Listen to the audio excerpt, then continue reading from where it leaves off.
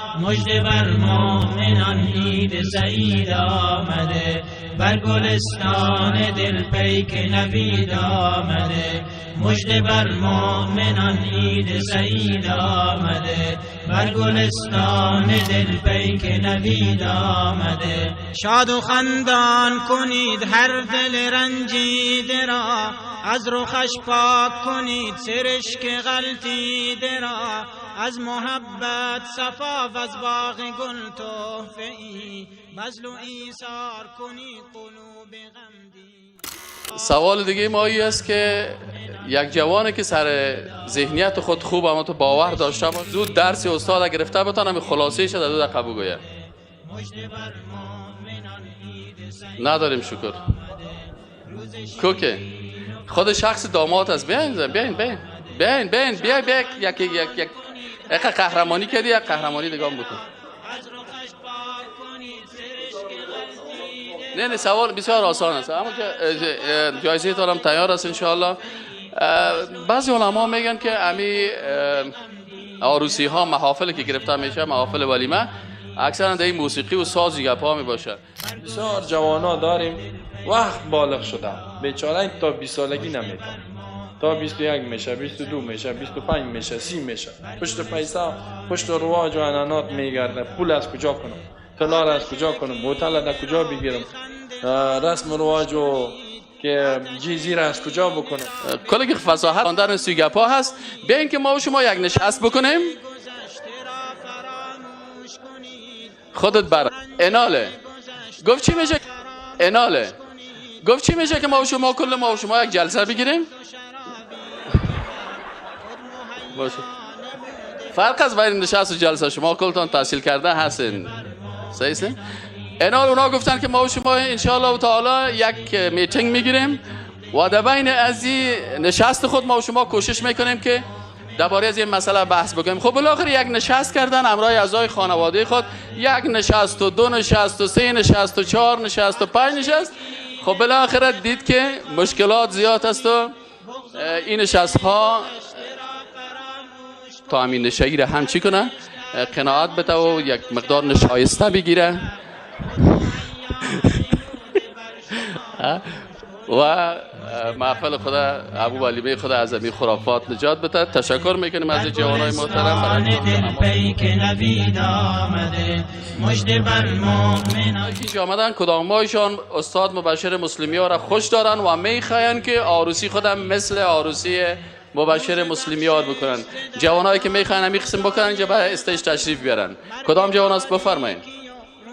یک نفرک میخواه مثل استاد مبشر مسلمیار ازدواج بکنه. یک ای دو نفر ماشاءالله. کسایی که دومیام میخواه و سیومیام میخواه و هم در جمله جوان هستن میتونن. کسایی که از خانمای خود میترسه کلی خود کمک پخش بگیره دست خدا بالا. تویانا و ولور از کجا بکنم، پشت این چیزا میدهم. اکثر جوانای ما در بدر است، فکرش خرابه، تشویشات روانی تهدیدش میکنه، نمیتونه به اسلام کار کنه. این چیزی را یک کسی که از نگاه جنسی مشکلات داشته باشه او بسیار مشکل است برش و فضای تو تقوا موجود نداره که روزه بگیره و خود حفظ بکنه. اینی رسومات انانات غیر اسلامی ما و شما را هلاک کرده و جوانای ما را به فحشا کشاندگی است. در جامعه غرب 18 سال عمر ازدواج تعیین کرده، بالغ میشن در 12 و 13. از 13 و 12 سالگی رابطه نامشروع زنا را شروع میکنن. اونا زنا را حلال میدانن. زنا میگه جرامت دختر و بچه بر ازای پدر و مادرشان حق مداخله را ندارد.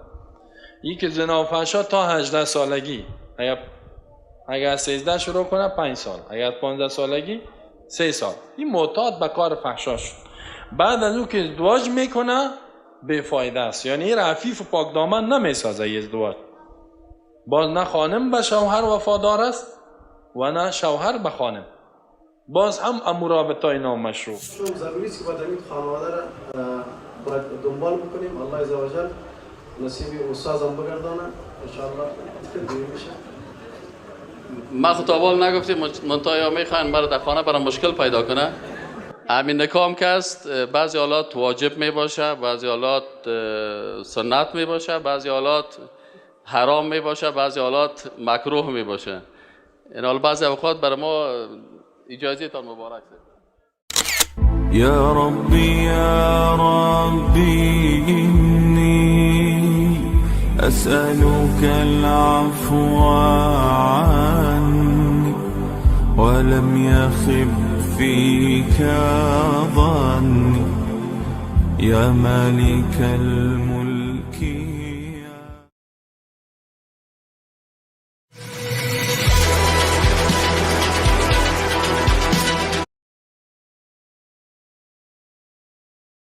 بسم الله الرحمن الرحيم. يا أيها الناس اتقوا ربكم الذي خلقكم من نفس واحدة وخلق منها زوجها وبث منهما رجالا كثيرا ونساء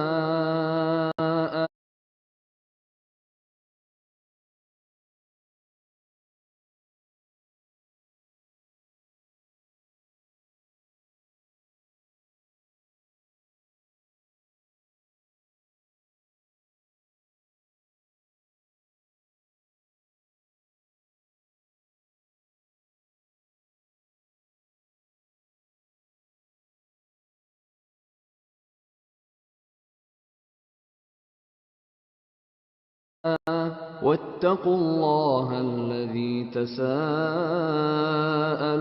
به والأرحام إن الله كان عليكم رقيبا. امشب شب عروسی پیوندتان مبارک، پیوندتان مبارک، بر عریس و عروسه، بر والدین مبارک، بر والدین مبارک. جشنی که پرشکوه زنش طرف راست، شبهای زی سعادت، وصالتان مبارک، وصالتان مبارک. امشب شب عروسی پیوندتان مبارک، پیوندتان مبارک، بر عریس و عروسه، بر والدین مبارک، بر والدین مبارک. بر زندگی هر یک قدم نهاده با عشق و با محبت، توفیقشان مبارک، توفیقشان مبارک. امشب شب عروسی پیوندتان مبارک، پیوندتان مبارک، بر عریس و عروسه، بر والدین مبارک، بر والدین مبارک. یک لحظه گوهر بار آید به عمری یک بار، این فرحت و سرورش بر خاندان مبارک، بر خاندان مبارک. امشب شب عروسی پیوندتان مبارک، پیوندتان مبارک، بر عریس و عروسه، بر والدین. بر تن لباس شاهی بنهاده پا به تمکین، رو آوردن هر دو بر قصرشان مبارک، بر قصرشان مبارک. امشب شب عروسی پیوندتان مبارک، پیوندتان مبارک، بر عریس و عروسه، بر والدین مبارک، بر والدین مبارک. در زندگی شریک است هر دو به عهد و پیمان، در این شب مبارک پیمانشان مبارک، پیمانشان مبارک. امشب شب عروسی پیوندتان مبارک، پیوندتان مبارک، بر عریس و عروسه، بر والدین مبارک، بر والدین مبارک. محفل بود چراغان هر سو قدوم یاران، زینت بداد محفل تشریفشان مبارک، تشریفشان مبارک. امشب شب بر تن لباس شاهی بنهاده پا به تمکین، رو آوردن هر دو بر قصرشان مبارک، بر قصرشان مبارک. امشب شب عروسی پیوندتان مبارک، پیوندتان مبارک، بر عریس و عروسه، بر والدین مبارک، بر والدین مبارک. در زندگی شریک است هر دو به عهد و پیمان، در این شب مبارک پیمانشان مبارک، پیمانشان مبارک. امشب شب عروسی پیوندتان مبارک، پیوندتان مبارک. بر عریس و عروسه، بر والدین مبارک، بر والدین مبارک. محفل بود چراغان هر سو قدوم یاران، زینت بداد محفل تشریفشان مبارک، تشریفشان مبارک. امشب شب عروسی پیوندتان مبارک، پیوندتان مبارک. بر عریس و عروسه، بر والدین مبارک، بر والدین مبارک. مهر و محبت باید در محفل عروسی، با تحفه ز اشعار بر حاضران مبارک، بر حاضران مبارک. امشب شب عروسی پیوندتان مبارک، پیوندتان مبارک. امشب شب عروسی بر والدین مبارک، بر والدین مبارک. پیوندتان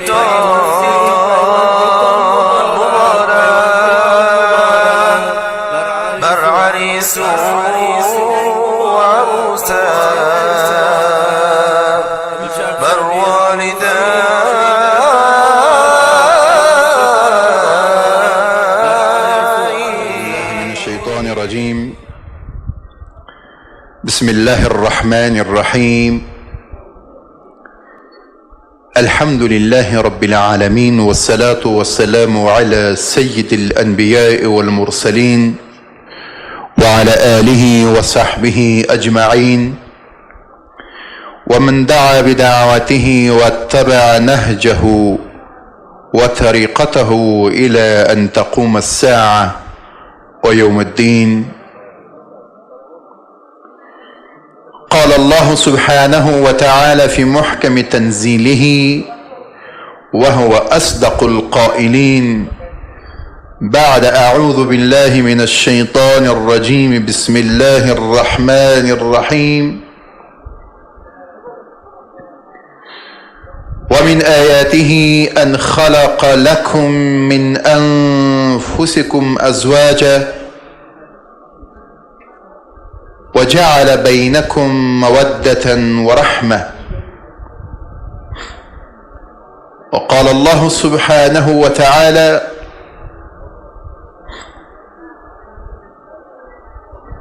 فانكحوا ما طاب لكم من النساء مثنى وثلاث والرباع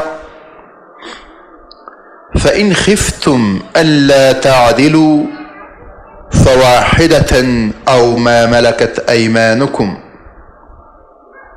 وقال رسول الله صلى الله عليه وسلم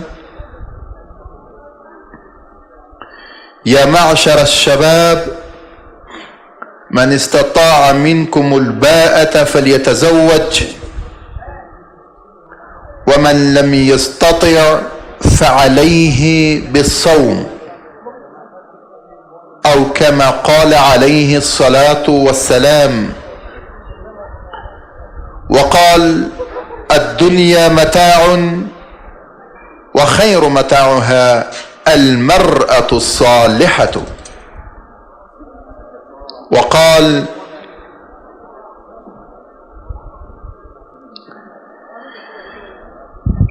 النكاح سنة من سنتي فمن رغب عن سنتي فليس مني، أو كما قال عليه الصلاة والسلام. درنو عزتمندو قدرمنو شاغلو راغلو دوستانو مشرانو علماء کرامو ځوانانو او کوچنیانو، لهر څوړان د ستاسو درانه حضور ته د نبی اکرم صلی الله علیه وسلم سپیڅلې او نبوي تحفه وړاندې کوم او وایم چې السلام علیکم ورحمة الله وبرکاته. په دوهم قدم کې د زړه له تل نه نبی اکرم صلی الله علیه و سلم مسنون دعا قدرمن استاد مبشر مسلم یار صاحب ته د نوي ژوند د نوي کتاب هر فصل له خوښیو او هر باب یې له نېکمرغیو ډک غواړم او د نبی اکرم صلی الله علیه وسلم دعا ورته ډالۍ کوم ده او د ده د ژوند شریک ته بارک الله لکما وبارك الله عليكما وجمع بينكما في خير. د واده دغه ایمانی او اسلامی محفل د قرآن عظیم شان په تلاوت سره پیل کوو ترڅو د ژوند ټولې شیبې او د ژوند ټول لحظات یې د الله جل جلاله په فضل او رحم سره له خوښیو او له نېکمرغیو ډک او الله جل جلاله ورته صالحه او نیک افعاله ذریه په نصیب کړي. قدرمن محترم ورور قاری صاحب الفت الله الفت ته په درنښت بلنه ورکوم تا عقب استیج تشریف آورده و برنامه امروزی ما را با آیات از قرآن کریم آغاز نماید. برادر نهایت عزیز قاری صاحب الفت الله الفت. اعوذ بالله من الشیطان الرجیم بسم الله الرحمن الرحیم والسماء بنيناها بأيد وإنا لموسعون والأرض فرشناها فنعم الماهدون ومن كل شيء خلقنا زوجين لعلكم تذكرون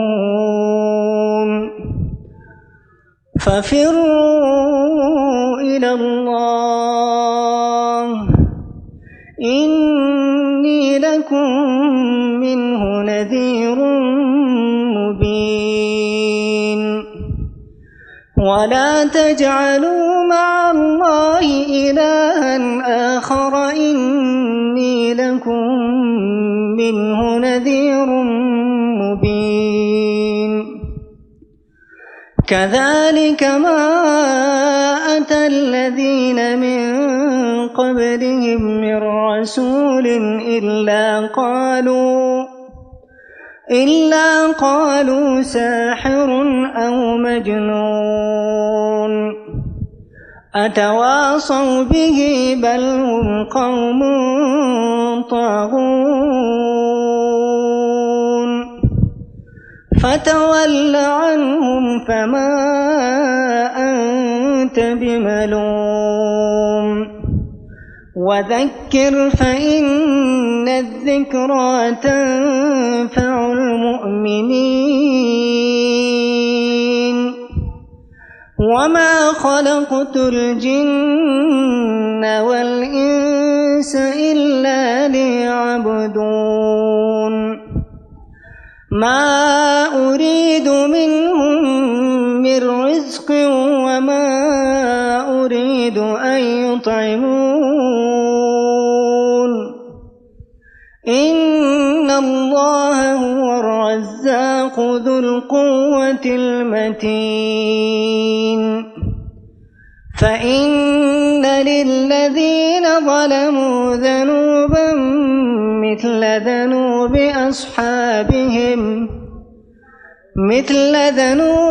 أصحابهم فلا يستعجلون فويل للذين كفروا من يومهم الذي يوعدون. جزاك الله خيرا وشكر الله لكم. د قدرمن الفت صاحب څخه نړۍ مننه. رښتیا هم چې په خپل ملکوتي آواز او الهي وحي باندې زموږ زړونو ته تراوت او سکون ور وبخلو.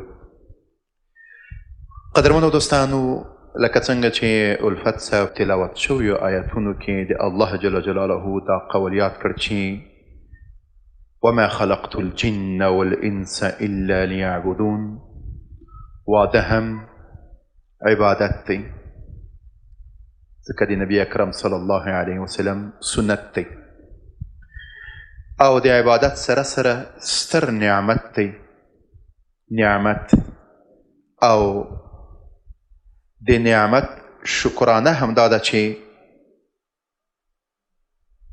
هغه په داسې محفل باندې ولمنځل شي چې په هغه کې د الله او د هغه د رسول صلی الله علیه وسلم پیغام، ارشادات، لارښوونې تقدیم شي او محفل په معنویت او د الله جل جلاله په عبادت باندې پای ته ورسیږي. په همدې موخه باندې قدرمن استاد مبشر او د هغه دوستانو په تیلې ده چې د خپل ژوند نوی پیل او آغاز په یوه داسې محفل باندې ترسره شي چې هغلته انسي او جیني شیطانان ځای ونه لري. د انسي او جیني شیطانانو ملاوې ماتې او په محفل کې ملائک او نیک انسانان را سره برخه واخلي. ستاسو او د قدرمنو استادانو د علمي موعظو ترمنځ حائل او فاصل نه واقع کېږم. قدرمن استاد محمد معروف راسخ ته په درنښت بلنه ورکوم تر څو له خپلو علمي او زرینو اقوالو مو مستفید وګرځوي. د کابل پوهنتون د شرایطو د پوهنځي استاد، دعوتگر او مبارز استاد محمد معروف راسخ، او په یاد ولرئ چې د ترنم بلبل او د ښکلي آواز درلودونکی د ترنم شاهین قاري تمې منادي هم را سره دی چې انشاء الله تاسې ټول د تالار ګډونوال به د ترنم په ټال باندې هم وزنګوي. ډاډه اوسئ. ان الحمد لله نحمده ونستعينه ونستغفره ونعوذ بالله من شرور أنفسنا وسيئات أعمالنا. من يهده الله فلا مضل له ومن يضلل فلا هادي له، وأشهد أن لا إله إلا الله وحده لا شريك له، وأشهد أن محمدا عبده ورسوله. يا أيها الذين آمنوا اتقوا الله حق تقاته ولا تموتن إلا وأنتم مسلمون. يا أيها الناس اتقوا ربكم الذي خلقكم من نفس واحدة وخلق منها زوجها وبث منهما رجالا كثيرا ونساء، واتقوا الله الذي تساءلون به والأرحام إن الله كان عليكم رقيبا. يا أيها الذين آمنوا اتقوا الله وقولوا قولا سديدا يصلح لكم أعمالكم ويغفر لكم ذنوبكم، ومن يطع الله ورسوله فقد فاز فوزا عظيما. أما بعد، فإن خير الكلام كلام الله، وخير الهدي هدي محمد، وشر الأمور محدثاتها، فإن كل محدثة بدعة. وصلى الله على نبي محمد وعلى آله وصحبه وسلم تسليما كثيرا. برادران مسلمان، دوستان عزیز، استادای محترم، محفل ما و شما یک محفل خوشی است و محفل ولیمه است، محفل عروسی. الحمدلله که در این محفل زیاد کوشش شده که گناهان صورت نگیره، اسراف نشود، بی‌بندباری هایی که در جامعه ما و شما مروج است از این دور باشیم. این هم جای سپاس است که تمام مسلمان های ما و شما محفل های خدا نمیتونین برگزار کنم. ما و شما یک موضوع را میفهمیم و اگر نمیفهمیم باید بفهمیم که اسلام یک دین کامل و یک دین شامل است که همه ابعاد و بخش‌های زندگی یک مسلمان توسط قوانین خود و دستور و احکامات خود تنظیم کردگی است.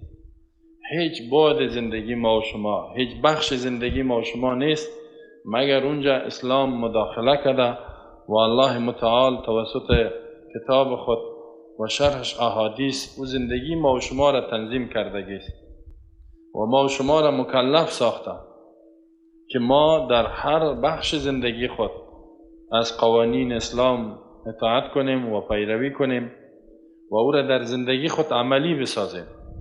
اینطور نه که فقط اسلام در بخش عبادات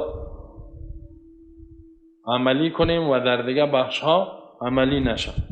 مثلا نماز بخوانیم، روزه بگیریم، اگر پیسه پیدا کردیم زکات بدیم، حج بریم. اینه در دیگه بخش ها باید مطابق فرهنگ خود و خواهشات خود و عنعنات خود یا دیگران عمل بکنیم. اینطور نیست. این نظر وجود داره در جامعه. این نظر سیکولاراست، دموکراتاست، میگه اسلام فقط در اون بخش عقیده و عبادات عملی کن، دیگه بانش، دیگه ما فرهنگ خدا داریم. میگه ما افغانا، اینطور میگه. نه، افغان مسلمان است.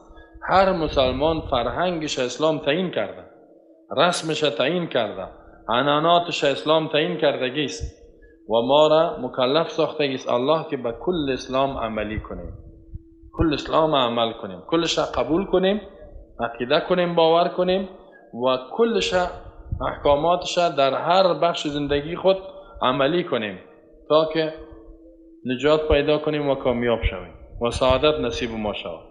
این موضوع را الله در بسیار آیات‌های قرآن به ما شما وضاحت دادگی است. مثلا در سوره بقره الله می‌فرماید یا ایها الذین آمنوا ادخلوا فی السلم کافه ولا تتبعوا خطوات الشیطان انه لكم عدو مبین فإن زللتم من بعد ما جاءتكم البينات فاعلموا ان الله عزیز حکیم. خطاب میکند الله به مؤمنین، ای کسایی که ایمان آوردند، خبردار، ایمان از شما تقاضا میکنه ادخلوا فی السلم کافه، که داخل شوین در اسلام با پذیرفتن و عملی کردن همه جوانبش. اسلام همه گیش در زندگیتان عملی بسازه، شما قبولم کنین و عملم کنین. ولا تتبعوا خطوات شیطان، تابعداری راه های شیطان نکنین که بعضش بگیریم و بعضش نه. انه لکم عدو مبین، شیطان دشمن آشکارا و شما است. کوشش میکنه که بعض اسلام بانین در بعض ابعادش و بخشش قبول کنین. فإن زللتم من بعد ما جاءتكم البينات، اگر شما لغزیدین، منحرف شدین بعد از اینکه دلایل برتان آمد، فاعلموا ان الله عزیز، یقین کنین که الله غالب است، جزا میته شما را، حکیم است، اینکه زود جزا نمیته، در او حکمت است. ولی ما شما هر بود اسلام عملی کنیم. اینجا یک سوال پیدا میشه که اسلام کامل است یا نه؟ بله، قرآن میگه اسلام دین کامل است، آیین کامل است. الله خبر میته. اخبار قرآن عقیده کردن فرض است. کسی اخبار قرآن قبول نکنه باز ایمان نداره. الله در قرآن میفرماید سوره مائده الیوم اکملت لکم دینکم، امروز دین کامل شد. دین قانون، نظام، احکامی که در زندگی شما ضرورت است تکمیل شده است. هیچ بعد زندگی نمانده مگر الله حکم روان کرده است، قانون روان کرده. و اتممت علیکم نعمتی، نعمت را به بالای شما تمام کردیم. و رضیت لکم الاسلام دینا، الله می فرماید ما انتخاب کردیم، پسند کردیم بر شما اسلام را من حیث دین و قانون زندگیتان. قانون زندگیتان فقط اسلام باشه. در سوره آل عمران الله می فرماید ان الدین عند الله الاسلام، دینی که مقبول است پیش الله، پسندیده است و توسط از او جزا میته، مکافات نعمت ها میته، الاسلام، فقط اسلام است، دیگه نیست.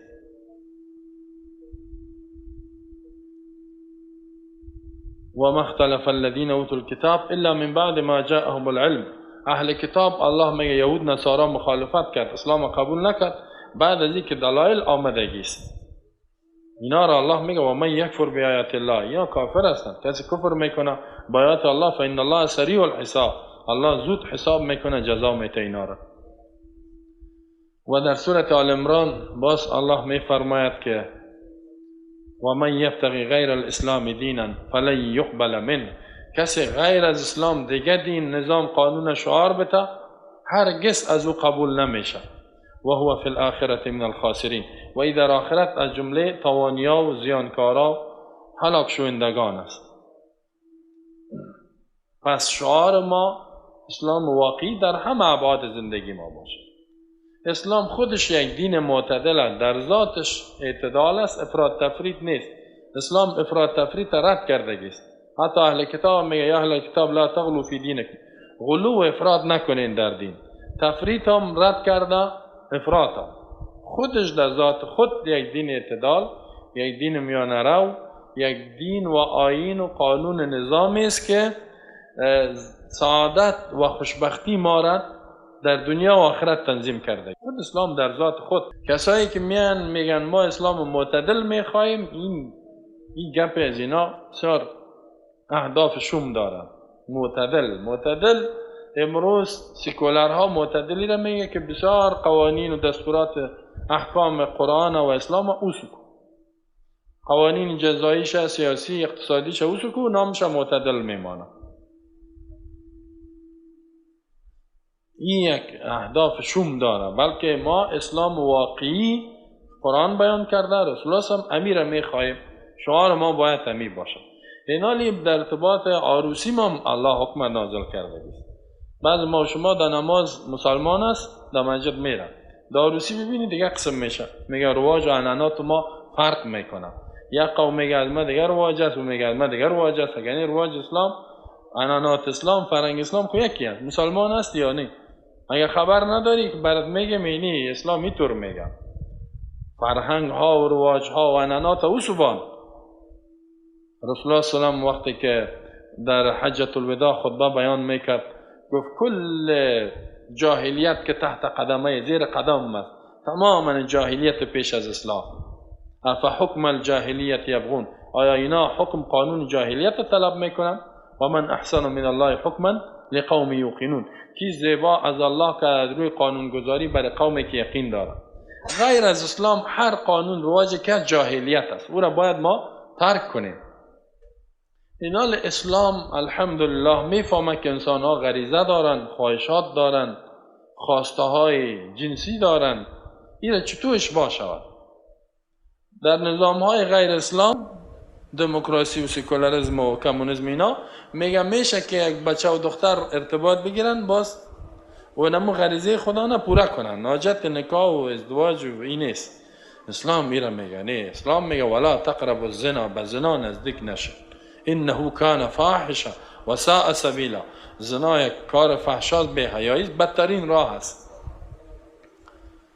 پس اسلام الله می فرماید به خاطر اشباع کردن و پورا کردن غرایزتان و دیگه یک زندگی زیبای خانوادگی را ایجاد کردن، یک جامعه خوب ایجاد کردن، ازدواج بکنین، نکاح بکنین. نکاح را حکم کرده است و بسیار آسان. قوانینی را، فرهنگی را الله در نکاح حکم کرده که بسیار زیباست، بسیار آسانه. واقعا خوشبختی هر انسان خصوصا مسلمان تضمین میکنه، کسی که ایمان داره. الله می فرماید در قرآن چندین جای که و انکحوا الایام منکم و صالحین من عبادکم و امائکم این یکونوا فقراء یغنیهم الله من فضله والله واسع علیم. به نکاح بتین کسایی که مرد و زنی که ازدواج نکرده، ایام جمع ایم، دختر و بچه که عروسی، یه را به نکاح بتین، ترغیب میکنه، الله حکم میکنه. مجرد نمانین. همین بالغ که شد خواست ازدواج پیدا کرد، اسلام اجازه میده، میگه حکم میکنه که عملی کنه. عمر ازدواج غربی ها 18 سال تعیین کرده، پیش از 18 سال ازدواج نمیمانه. ازدواج کنی می خلاف قانون کار کرده، بندید میکنه. اسلام میطور نمیگه که عمر 18 است. هر کسی که در هر عمر بالغ شد، جوان شد، تقاضای جنسی پیدا شد، اینالی نامشروع استفادهش نکنه، مشروع ازدواج کن. الحمدلله یوم یک نعمت الله. بعضی در 13 سالگی بالغ میشه یک دختر و یک تا در 14، یک تا شاید در 15 بعد 12 اسلام میگه که بالغ شد اجازه است. بچه از 15 ساله شد یا 14 بالغ جوان تقاضا موجود شد، نامشروع ارتباط حرام است، بالغ شد ازدواج کنه. پدر مادرش را مکلف کرده الله که زمینه را برش مساعد کنه، جامعه را مکلف کرده، حکومت مکلف است، مسلمان ها حکومت دولت ایجاد کنن که زمینه را مساعد کنه. اینا لامه خواست که موجود شد ازدواج شد، عفت و پاکدامنی مرد مسلمان جوان بچه و دختر حفظ میشه، از اول به فحشا نمیره. چقدر زیبا است. امیال این زمینه مساعد نیست در سرزمین ماش. بسیار جوانا داریم وقت بالغ شده بیچاره تا 20 سالگی نمیتونه، تا 21 میشه، 22 میشه، 25 میشه، 30 میشه، پشت پیسه پشت رواج و عنانات میگرده. پول از کجا کنم، طلا از کجا کنم، هتل از کجا بگیرم، رسم رواج و که جیزی را از کجا بکنم، تویانا و ولور از کجا بکنم، پشت این چیزا میده. اکثر جوانای ما در بدر است، فکرش خراب است، تشویشات روانی تهدیدش میکنه، نمیتونه به اسلام کار کنه. این چیزی را یک کسی که از نگاه جنسی مشکلات داشته باشد او بسیار مشکل است برش. و فضای تو تقوا وجود نداره که روزه بگیره و خود حفظ بکنه. اینی رسومات عنانات غیر اسلامی ما و شما را هلاک کرده و جوانای ما را به فحشا کشاندگی است. در جامعه غرب 18 سال عمر ازدواج تعیین کرده، بالغ میشن در 12 و 13. از 13 و 12 سالگی رابطه نامشروع زنا را شروع میکنن. اونا زنا را حلال میدانن. زنا میگه جرامت دختر و بچه بر ازای پدر و مادرش هم حق مداخله را ندارد. این که زنا و فحشا تا 18 سالگی، اگر از 13 شروع کنه 5 سال، اگر از 15 سالگی 3 سال، این معتاد به کار فحشا شد. بعد از او که ازدواج میکنه بیفایده است، یعنی عفیف و پاک دامن نمیسازه ازدواج. باز نه خانم به شوهر وفادار است و نه شوهر به خانم، باز هم مرابطای نامشروع ادامه میتن. اینجاست که حتی در اونجا میگن که ازدواج چرا بکنیم، به یک زن خودم مقید کنیم، حالی ازدواج نمیکنن. حالی همی غریزه میگه در بیرون به صورت نامشروع که چند خانم پوره میشه، همی غریزه، حالی ازدواج نمیکنن. اسلام الحمدلله. اگر که قانون افغانستان هم گفته که مردها 18 و دخترها 16، این قانون صحیح نیست. ما همی هم را تعیین کنیم که از این پیشش با جرم باشه در قانون. بالغ شد جوان شد خلاص. این فرهنگ به حد خرابیام کردگی است که باز یکم تا دخترش حتی میگه زمینه تعلیم چطور میشه که علم حاصل کنه، علم اسلام خانم ها در محدوده شرعی ازدواج بکنه، ازدواج کردگی علم حاصل کنه. از دستی که فرهنگ ما و شما، جامعه ما و شما خراب است، این عمر ازدواج اینجا یک مصیبت پیدا کردگی است و اینجا عمر ناتعیین شده حتی در 20 سالگی و 25 میرسه مردم. یکی از نعمت‌های بزرگ اسلام که عمر ازدواج در متقاضا موجود شد. اینال یک مرد با یک خانم ازدواج کرد، دوم سرمایه داره، زندگی داره، عدالت میتونه، یک خانم جواب داده نمیتونه برش زندگیشه و دوم اسلام اجازه میده فانکحوا ما طاب لکم من النساء مثنی و ثلاث و رباع، نکاح کنین آنچه که حلال است بر شما زنها، مثنی 2 و ثلاث 3 و رباع 4. یعنی تا 4 دانه اسلام میگه اجازه است 4 بگیره، هیچ مشکلی نیست. فقط عدالت یک شرط است، عدالت کنید. و این خفتم الله تعدلوا فواحده، اگر ترسید این عدالت نمیتونین یک دانه ازدواج کنید. ذالک ادنا الله تعولوا، ذالک یکم تا میگیم یک دانه نزدیک است که ظلم نه، همین ذالک 4 همین 4 دانم در صورت عدالت نزدیک به است که شما ظلم نکنید. از 4 اضافهش مشکل پیدا میکنه. این میال اینی فرهنگ دو زن یک کسی زندگیش نمی دوم میگیره کلگی خنده میکنه. این خو غربی هست که سر اسلام خنده کرده و این را کوبیده که یا بعضی های مسلمان های ما ظلمش سبب شده که دوم نامش میگیری سر خنده میکنه. یک دانه زن داری میگه چطور دوم میگیری؟ در حالی که خود از اینا تعدد نامشروع داره. می غربی ها یک خانم داره که چند خانم دیگه رابطه نامشروع داره. از رئیس جمهورش گرفته تا پایین رتبهش، حتی رئیس جمهور روسیه پوتین خانم شکایت کرد گفت 10 سال که تو ملاقات نکردم، نزدیک نشد. از دور که میبینه یک سلام میتونم تو میبینیم ما تو 10 سال چی میکنه. رئیس جمهور فرانسه هم قسم، رئیس جمهور ایتالیا صدر اعظمش قبلیش که 8 خانم در ویدیوهایش برآمد، خانمش ذوف کرد که چطور شوهرم اینطور کردن. یعنی یا از طفلی معتاد شدن به زنا و فحشا تا کلانیش. حتی رئیس جمهور امریکا پیش از جورج بوش که بود، اینا یعنی اینها امی کارها را، امی رابطه نامشروع را که دارن با چند خانم او را تعدد نمیگن. مسلمان که گفت 2 دانه رسمی نکاح کو او را مجرم میدانه. یکی از مسلمان هاست میگه ما یک خانم گرفتم با رسمی نمیشد، غیر رسمی در کشورهای غربی، میگه پیش او خانمم میرفتم، پلیس آمد پیش ما را تعقیب کرده بود. میگه من که داخل شدم پیش خانم دومم، گفت این چیت میشه؟ گفت دیدم که اگر بگم خانمم میشه بندیم میکنه.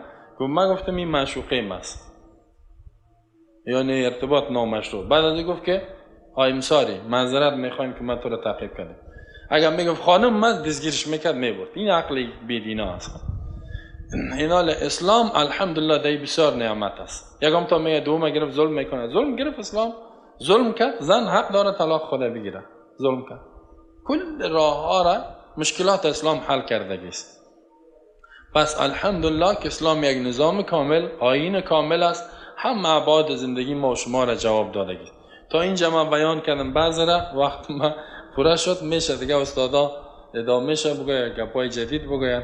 الله به ما شما توفیق بده که آنچه که اسلام میگه به این خود آماده بسازیم، فرهنگ ها را وسو کنیم، فرهنگ های غیر اسلامی را و امیر قصدن انجام بدیم، بان که مردم سر ما خنده کنه. یکم تا می فلانی ها خنده میکنه، بان خنده کرده بره، تا که ما و شما یک خنده مردم از سر خود قبول نکنیم اسلام عملی نمیشه. خنده کرد میگه دو میزنه ما را، بان که دو بزنه اسلام عملی کو. رسول الله صلی به خاطر اسلام چقدر توهین و چقدر گپا دوش میزن، مردم دشنام میداد، سایر و مجنون میگفت. وجود ما و شما رسول الله صلی کرده، آبرو عزت ما و شما بالا نیست. همین کارهای خود اسلامی بسازیم مطابق قوانین اسلام. هر کی خنده میکنه دلش خنده کنه. و صلی الله علی نبی محمد و علی آله و صحبه و سلم تسلیما کثیرا. د قدرمن محترم استاد محمد معروف الراسخ څخه نړۍ مننه. رښتیا هم چې په خپلو کړنو او همداراز په وینا کې راسخ دی، تل یې راسخ او محکم غواړو. په دې خاطر باندې چې د تالار فضا لږ خوندوره شي، قدرمن ورور د ترنم شاهین او بلبل قاری تمیم منادی ته بلنه ورکوم ترڅو مایک ته تشریف راوړي او کلی ترانه تقدیم کړي چې د ما د خوا د قدرمن استاد مبشر مسلمیار ته ډالۍ وي. خدایه ډېر کړې دا ظلمي، خدایه ډېر کړې دا ظلمي چې واده کړي اسلامي، نه اسراف او نه منکر نه بل رسم شیطانی. خدایا ډېر کړې دا ظلمي چې واده کړي اسلامي، نه اسراف او نه منکر نه بل رسم شیطانی. په قرآن چې پیلوي دا د نوي ژوند کتاب، په قرآن چې پیلوي دا د نوي ژوند کتاب، له خوښیو یې ډک غواړو هر یو فصل هر یو باب. تاسو او منادي ربا ډیر کړی د ظلمي چې واده کړي اسلامي، ربا ډیر کړی د ظلمي چې واده کړي اسلامي، نه اسراف او نه منکر نه بل رسم شیطانی، نه اسراف او نه منکر نه بل رسم شیطانی. ربا ډیر کړی د ظلمي چې واده کړي اسلامي، ربا ډیر کړی د ظلمي چې واده کړي اسلامي. په قرآن چې پیلوي دا د نوي ژوند کتاب دا د نوي ژوند کتاب دا د نوي ژوند کتاب له خوښیو یې ډک غواړو هر یو فصل هر یو باب هر یو فصل هر یو باب هر یو فصل هر یو باب رحمتونه به سبحان په محفل راوروي رحمتونه به سبحان په محفل راوروي ربا ډېر کړي دا زلمي چې واده کړي اسلامي ربا ډېر کړي دا زلمي چې واده کړي اسلامي بیداری مو اسلامی پخارونو او بانڈو کی پخارونو او بانڈو کی پخارونو او بانڈو کی خپمینا مزلمیان برخا اخلی پا درسو کی برخا اخلی پا درسو کی برخا اخلی پا درسو کی شیبا ختم تورتمنا د قرآن پرنائی شیبا ختم تورتمنا د قرآن پرنائی ربا ډېر کړي دا زلمي چې واده کړي اسلامي ربا ډېر کړي دا زلمي چې واده کړي اسلامي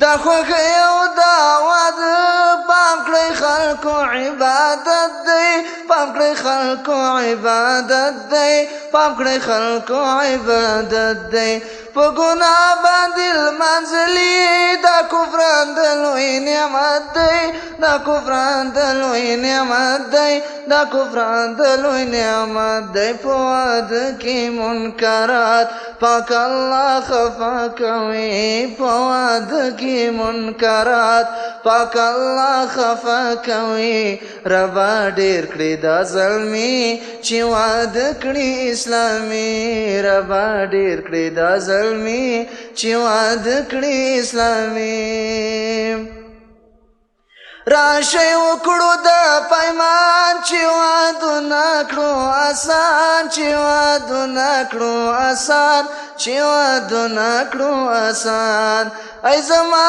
خوږو دوستانو رانه خوښ بشي سبحان رانه خوښ بشي سبحان رانه خوښ بشي سبحان دغه لوړ لوړ لګښتونه تباهي دا تباهي دغه لوړ لوړ لګښتونه تباهي دا تباهي ربا ډېر کړي دا زلمي چې واده کړي اسلامي ربا ډېر کړي دا زلمي چې واده کړي اسلامي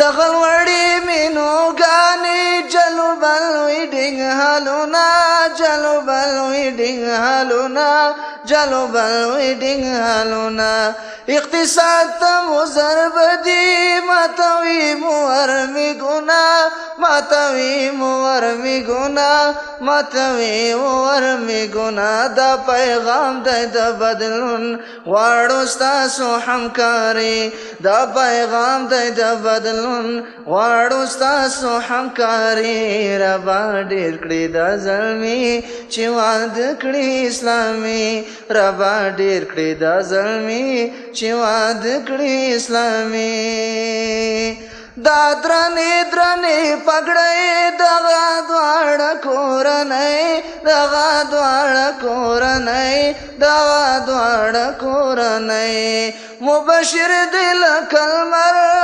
ملګری سپوږمۍ ملګری سپوږمۍ ملګری سپوږمۍ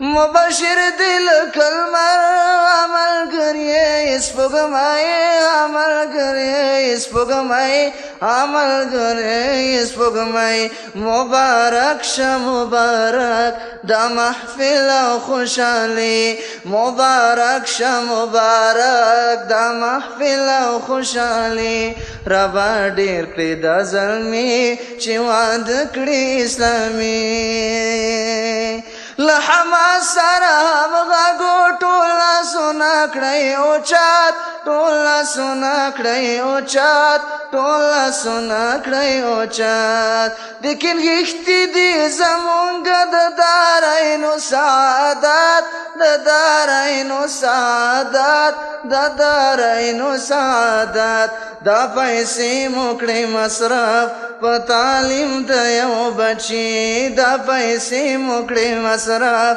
په تعلیم د یو بچي ربا ډېر کړې دا زلمي چې واده کړي اسلامي ربا ډېر کړې دا زلمي چې واده کړي اسلامي ربا ډېر کړې دا زلمي چې واده کړي اسلامي ربا ډېر کړې دا زلمي چې واده کړي اسلامي نه اسراف او نه منکر نه بل رسم شیطانی ربا ډېر کړې دا زلمي چې واده کړي اسلامي ربا ډېر کړې دا زلمي چې واده کړي اسلامي ربا ډېر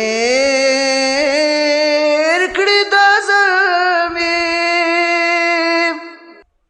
د ترنم د شاهین او بلبل قدرمن و محترم قاری صاحب محمد تمیم منادي څخه نړۍ مننه.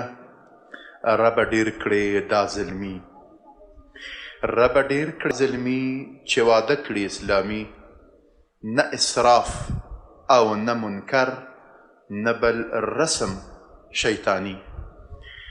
او قدرمنو دوستانو دغه ترانه کې ما یو څه پیغامونه ځای په ځای کړي وو. مهم یې دا و چې جلبل ویډینګ هالونه جلوبل ویډینګ هالونه اکسپنسیو مینوګانې جلوبل لوړې مینوګانې جلوبل ویډینګ هالونه اقتصاد ته مضربه ده ماتمیمو ورمیهونه. او په آخر کې نه ستاسو نه یو تعهد اخیستل کېده متاسفانه چا تعهد ورنه کړ چې هغه څوک چې له دغو پیغامونو سره موافق وو زما هیله دا وه چې لاسونه مو اوچت کړي وئ. څوک چې د زیاتو ګزافو مصارفو مخالف له حماس سره همغږ وو ټول لاسونه کړي اوچت ډېر کم کسان ماشاءالله کاش کې ترانه کې تاسو اوچت کړي مننه. له حماس سره همغږ وو ټول لاسونه کړی اوچت لیکن غښته دی زمونږ د دارینو سعادت. واده کې زیات مصارف زمونږ ملاوې مرا ماتوي زمونږ اقتصاد ته ضربه ده زمونږ فرهنګ ته ضربه ده. زه امیدوار یم الحمدلله. زما هیله تقاضا دا وه چې د مبشر صاحب په واده کې هم دومره کسان هم باید نه وای دا هم زیات دي دا هم زیات دي ځکه چې مونږ خپله باید څومره چې ممکن وي باید ودونه ساده کړو څومره چې ممکن وي. او زه امیدوار یم چې ودونه مو ساده شي تر څو هغه ځوانان چې ودونه یې نه وي کړي هغه ودونه وکړي او چا چې ما و راسخ صاحب غوندې دوه کړي درې وکړو خیر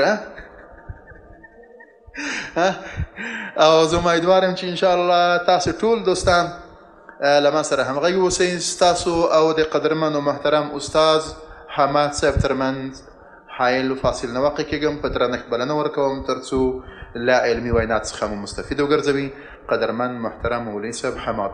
او ورپسې به انشاءالله منادي صاحب یو ځل بیا مو تاسو ته یوه ښکلې ترانه وایي چې ډېر د قاري صاحب طاهر په پیشنهاد باندې ما یو څه لږ خطرناک پیغامونه ځای په ځای کړي پکې او تازه مې ورته لیکل انشاءالله. السلام عليكم ورحمة الله وبركاته. إن الحمد لله نحمده ونستعينه ونستغفره ونعوذ بالله من شرور أنفسنا ومن سيئات أعمالنا من يهده الله فلا مضل له ومن يضلل فلا هادي له وأشهد أن لا إله إلا الله وحده لا شريك له وأشهد أن محمدا عبده ورسوله. أما بعد فأعوذ بالله من الشيطان الرجيم. بسم الله الرحمن الرحيم. عزتمند مسلمانان ورونو تر هر څه له مخه و استاد مبشر ته هغه مسنون دعا او کلمات تکراروم چې بارک الله لك وبارك عليك وجمع بينكما في خير. او له استاد مبشر او ملګرو څخه مننه کوم چې دغسې یو محفل ترتیب کړی دی او له استاد مبشر څخه توقع هم همدغه وه. الله دې نور هم توفیق ورکړي او د نورو ملګرو څخه هم غواړو چې دغه د ځان لپاره یو اسوه او یو الګو وګرځوي، دوی هم دغه روش او دغه منهج او لاره انتخاب کړي. اگر چې ما داسې خاص آمادګي هم نه وه خو یو ناڅاپي دعوت و، د الله نه توفیق غواړم د یو مقدمې په شکل ستاسو خدمت کې عرض کوم چې په دې انشاءالله هر مسلمان پوهیږي چې د اسلام دین یو کامل دین دی او دا هغه حقیقت دی چې الله سبحانه وتعالی په خپل قرآن کریم کې په قرآني صریح تعبیر باندې بیان کړی چې اعوذ بالله من الشیطان الرجیم اليوم اکملت لکم دینکم واتممت علیکم نعمتی ورضیت لکم الاسلام دینا. څوک چې په دغه حقیقت کې دغه قرآني حقیقت کې شک کوي هغه دې په خپل ایمان او اسلام کې تجدید نظر وکړي، او هغه خلک چې اسلام ته دغه نسبت کوي چې په اسلام کې فلان فلان شی نشته، هغوی په حقیقت کې د اسلام څخه څه بهره نه لري. که چیرې هغوی په اسلام کې دقیقه او وسیعه مطالعه وکړي هیڅکله دا خبره نه کوي چې په اسلام کې فلان شی نشته. په اسلام کې اقتصادي نظام، اجتماعي نظام، فامیلی نظام، د آداب او د اخلاقو نظام، خلاصه دا چې هر شی په اسلام کې شته او دا زموږ د دین او د اسلام دپاره او زموږ مسلمانانو او اسلامي امت دپاره د افتخار خبره ده. یو له هغه موضوعاتو نه چې په اسلام کې شته او په یو نسبي تفصیل سره خصوصا په قرآن کریم کې ذکر شوی او بیان شوی دی هغه فامیلی نظام دی، نظام الاسره فی الاسلام، فامیلی نظام. حتی یو کس د اسلام راوړلو لامل او انګیزه دا وه چې کله د په قرآن کریم کې کوم فامیلی نظام چې قرآن کې ذکر شوی دا یې مطالعه کړ، دا د دې باعث وګرځېدو چې هغه اسلام راوړي، چې دا قرآن کریم چې داسې یو فامیلی نظام ارائه کړی دی دا د دې دلیل دی چې دا قرآن دا یو الهي کتاب دی او یو معجز کتاب دی، بشري کتاب نه دی. په فامیلی نظام کې نظام الاسره فی الاسلام یو وسیعه موضوع ده، د دې په مختلفو اړخونو کې بحث کول دا کافي وخت غواړي، نورو سازان شته هغه به خبره کوي، لیکن کومه موضوع چې ما غوښتله زه ستاسو په خدمت کې عرض کړم هغه د انتخاب معیار دی. د انتخاب معیار چې یو څوک انتخاب کوي یا د هلک په جانب کې او یا هم د نجلۍ په جانب کې باید کوم معیارونه په نظر کې ونیسي. په یو حدیث کې پیغمبر صلی الله علیه وسلم فرمایي چې تنکح المرأة لأربع لمالها ولحسبها ولجمالها ولدینها. د خلکو معیارونه متفاوت دي، څوک حسب او نسب معیار ګرځوي، څوک ښکلا معیار ګرځوي او څوک مال او ثروت معیار ګرځوي، خو لیکن پیغمبر صلی الله علیه وسلم په آخر د حدیث کې اسلامی معیار ته اشاره کوي او فرمایي چې فاظفر بذات الدین تربت یداک، ستا دپاره باید د انتخاب معیار دیانت وي. دغه حدیث د پیغمبر صلی الله علیه وسلم موږ ته هغه معیار راښیي چې دغه معیار په اساس باندې باید انتخاب وکړو. د ښځې په جانب کې چې کله یو ځوان انتخاب کوي پیغمبر صلی الله علیه وسلم په یو حدیث کې فرمایي چې تخیروا لنطفکم فان النساء یلدن اشباه اخوانهن و اخواتهن. تاسو د خپلو نطفو دپاره مناسب محلونه انتخاب کوئ، ځکه چې ښځه معمولا داسې اولاد راوړي چې هغه د هغو و ماماګانو او خویندو ته ورته وي. نو دغه حدیث د پیغمبر صلی الله علیه وسلم موږ ته دا رازده کوي چې د نطفو د محل دپاره یا په بل تعبیر د ښځو په انتخاب کې له ډېر دقت څخه کار واخلو. په یو بل حدیث کې پیغمبر صلی الله علیه وسلم فرمایي چې تناکحوا الولود الودود فانی مکاثر بکم الامم او کما قال صلی الله علیه وسلم. پیغمبر صلی الله علیه وسلم فرمایي چې تاسو داسې ښځې انتخاب کړئ چې هغه ډېر اولادونه راوړي او ډېرې مینه ناکې وي، او حکمت ته اشاره کوي چې ځکه زه ستاسو په ډېروالي باندې په ورځ قیامت باندې افتخار کوم. دا ځینې هغه معیارونه دي چې د ښځې په جانب کې باید په نظر کې ونیول شي. اما د هلک په طرف کې پیغمبر صلی الله علیه وسلم فرمایي چې اذا جاءکم من ترضون دینه وخلقه فزوجوه. کله چې تاسو ته داسې یو څوک راشي چې هغه متدین وي او د ښو اخلاقو خاوند وي فزوجوه، تاسو هغو ته مثبت جواب ورکوئ. الا تفعلوا تكون فتنه في الارض وفساد عريض. که چیرې تاسو هغه ته منفي جواب ورکوئ نو دا به د دې سبب وګرځي چې په مځکه کې فساد او فتنه خپره شي.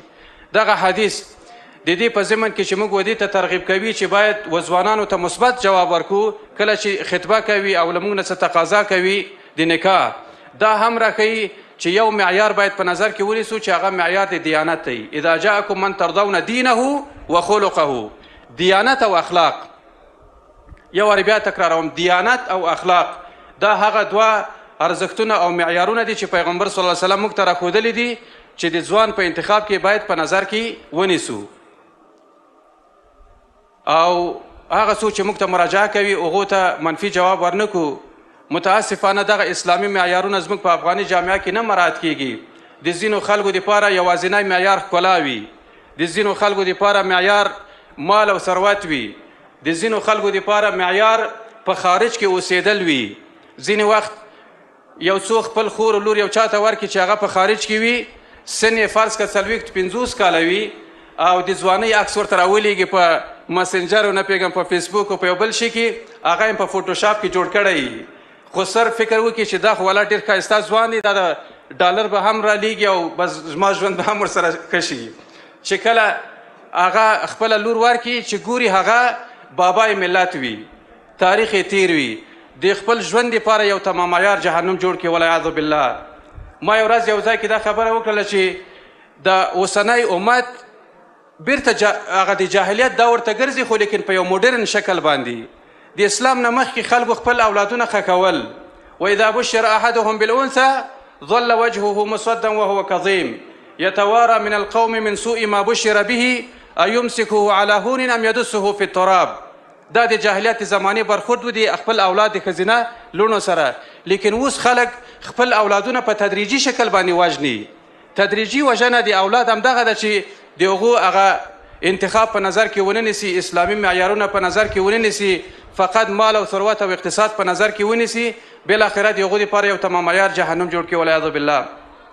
دغه معیارونه چې ډېر خلک یې په نظر کې لري دا غیر اسلامي معیارونه دي. مسلمانانو ته پکار ده چې هغه معیارونه که هغه په جانب د هلک کې وي او که په جانب د نجلۍ کې وي، هغه معیارونه په نظر کې ونیسي چې هغه اسلامي معیارونه دي. انشاء الله بیا به په هغه وخت کې د دوو کسانو ژوند په یو کور کې د صمیمیت او د محبت په فضا کې او د صمیمیت او د محبت فضا نه ډک یو ژوند وي، او بیا به د دې ضرورت نه وي چې خاوند پر ښځه باندې عریضه وکړي او ښځه پر خاوند عریضه وکړي، او یا هم ښځه د امن و کور ته ولاړ شي یا په بل تعبیر د فحشا و مرکز ته ولاړه شي. هذا وصلى الله وسلم وبارك على سيدنا محمد وعلى آله وصحبه اجمعين. د قدرمن استاد حماد صاحب څخه ډېره مننه چې له توقع خلاف یې ماشاءالله په ډېر کم وخت کې او ډېرې له ارزښت څخه ډکې خبرې وکړې ماشاءالله. رښتیا هم چې غوره وینا هغه چې هغو کې مهم پیغامونه پراته وي، جامع وي او زړونو ته لاره پرانیزي، دا ډېره مهمه ده. قدرمن دوستان، یوه وړه خاطره مې تاسو سره شریکوله. یوې مصرۍ نجلۍ یو کتاب لیکلی، یوې مصرۍ نجلۍ وایي خذوا جميع شهاداتي واعطوني زوجا وولدا. هغه دکتورا لري نجلۍ، اسلامیاتو کې دکتورا لري. وایي د ما ټولې شهادتنامې واخلئ، ټولې شهادتنامې له ابتدایي نه نیولې تر دکتورا شهادتنامې هم تاسې واخلئ، خو ما ته یو د ژوند شریک میړه او یو ماشوم راکوي، بس زوی. کتاب یې لیکلی، ای کتاب عنوان دی. هغه څنګه هغه چې کله به خواستګاران ورته ورتلل، تو 12مې نه دی خلاص کړی، 12مه خلاص کړي. ښه صحیح. 12م چې خلاص شو بیا پوهنتون کې دریم سمیستر کې ده، ښه لیسانسه شو، بیا والا ماسترۍ ته امتحان ورکړی، ماسترۍ هم خلاصه کړه، رساله تیزه صفات د ماسترۍ. اوس خو بیخي کار اخل شو، دکتورا ته یې ثبت نام کړی، دکتورا کې شامله شوه. ښه دکتورا منهجي دوره خلاصه شي، رساله د رساله خو والا ډېر جانجالي د ازهر دی، ازهر کې خو رساله ډېره زیاته مشکل عمر یې 45 کالو ته یا 40 ته رسي. نو اوس چې خواستګار ورځي دغه دیانت نه مطمئن، ماشاءالله، جمال نه ماشاءالله، کورنۍ ماشاءالله، عمر 45 بیرته په شاته. نو دا کتاب لیکي نورو خویندو ته وایي زما په څېر باندې مه کېږئ، یخوذو جمیع شهاداتي، زما ټولې شهادتنامې تاسې واخلئ، یو میړه راکړئ، یو کوچنی زوی بس. نو زموږ ټولنه کې هم دغه ډېرې ستونزې دي چې کله تعلیم د چا د ازدواج یا د نکاح په لاره کې لوی خنډ وي، کله نور معیارونه وي. راسخ صاحب ډېر مهم ټکي ته اشاره وکوله چې اسلام سپېڅلي شریعت معیار بلوغ ښودلی او جنسي او مالی توان. او د دکتور محمد راتب النابلسي د ده یو فلم دیني درسونه یې دي، هغه ما دوبله کولو یوه تلویزیون ته ترجمه او دوبله مې کوله. هغه ته یو عجیبه خبره کوي دکتور محمد راتب نابلسي. زما ټول ته توصیه ده چې دغه په یوټیوب کې ډېر زیات درسونه دې وګورئ. دکتور محمد راتب النابلسي هغه وایي دغه شهوتونه الشهوات اما سلم النرق بها الى اعلى عليين او النهوي بها الى اسفل سافلين. شهوت که درست وکارول شي، هر شهوت یوازې جنسي نه، شهوت د مال، شهوت د جاه، شهوت د جلال، شهوت د واده، شهوتونه که درست د الله جل جلاله او د هغه د پیغمبر صلی الله علیه وسلم د منهج مطابق وکارول شي، شهوت نعل بها الى اعلى علیین. او که همدغه شهوت د الله او د الله د رسول صلی الله علیه وسلم د منهج تګلارې، لارښوونو، ارشاداتو مخالف وکارول شي، نهوی بها الى اسفل سافلین، همدغه شهوتونه موږ د جهنم آخري کندو ته غورځوي. نو مسله د کارولو ده. الله جل جلاله د انسان په فطرت کې بېلابېل غرائز ایښي دي او بیا یې د دغو غرائزو د استعمال دپاره لارې، منهج، طریقه هم ورته ښودلې. د نکاح شهوت یا جنسي شهوت که درست وکارول شي، الله جل جلاله د هغه په کارولو سره الله انسان ته صالح اولادونه ورکا، حافظان د قرآني، دعوتګري، انجینرانی، ملتزم، ډاکټرانی، د ټولنې معمارانی. د دغه جنسي شهوت په نتیجه کې داسې افراد که ټولنې ته تقدیم شي، نعل بها الى اعلى علیین. او که د همدغه جنسي شهوت په کارولې د الله او د الله د رسول خلاف، زنا، نور ناوړه اعمال، نو جزا یې هغه ده. نو قدرمنو دوستانو، ستاسو نه ډېره زیاته مننه. راځئ چې یو ځل بیا له منادي سره یو څو شېبې تېرې کړو. قدرمن منادي صاحب. خوشحالی دا محفل مو اسلامی، خوشحالی دا محفل مو اسلامی. مبارک شه مبارک گرانو دا ښکلي ښادي. مبارک شه گرانو دا ښکلي ښادي. مبارک شه گرانو دا ښکلي ښادي. خوشحالی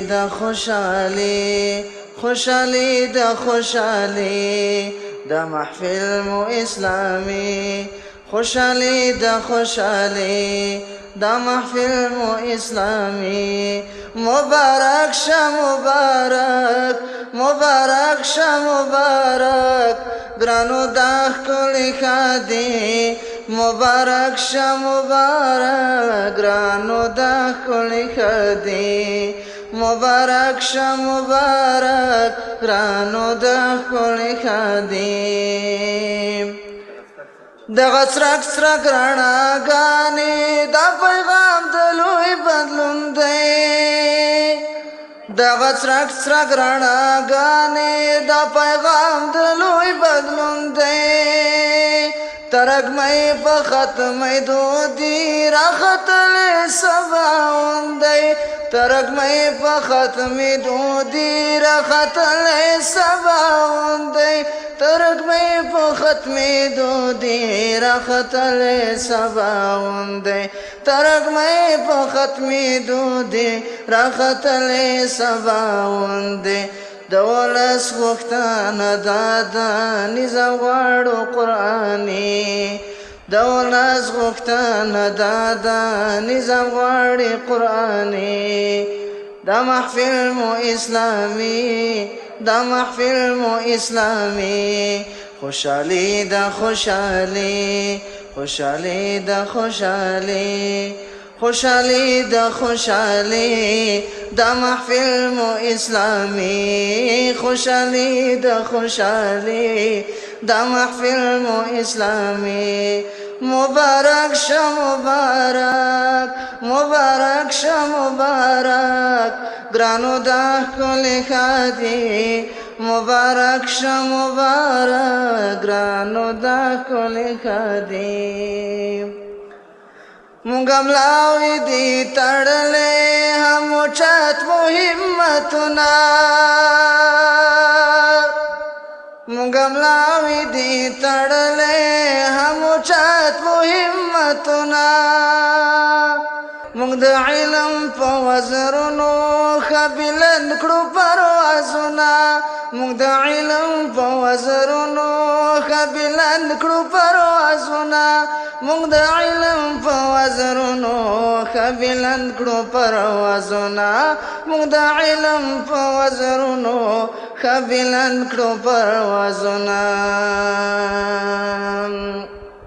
د غربي کلتور په وړاندې ارادې مو فولادي د غربي کلتور په وړاندې ارادې مو فولادي مبارک شه مبارک مبارک شه مبارک ګرانو دا ښکلې ښادي مبارک شه مبارک ګرانو دا ښکلې ښادي مبارک شه مبارک ګرانو دا ښکلې ښادي دا جمدر ډیموکراسي دا ترویج د موسیقي دا جمدر ډیموکراسي دا ترویج د موسیقي پردی پالی رسانې فحاشي چې خپروي پردی پالی رسانې فحاشي چې خپروي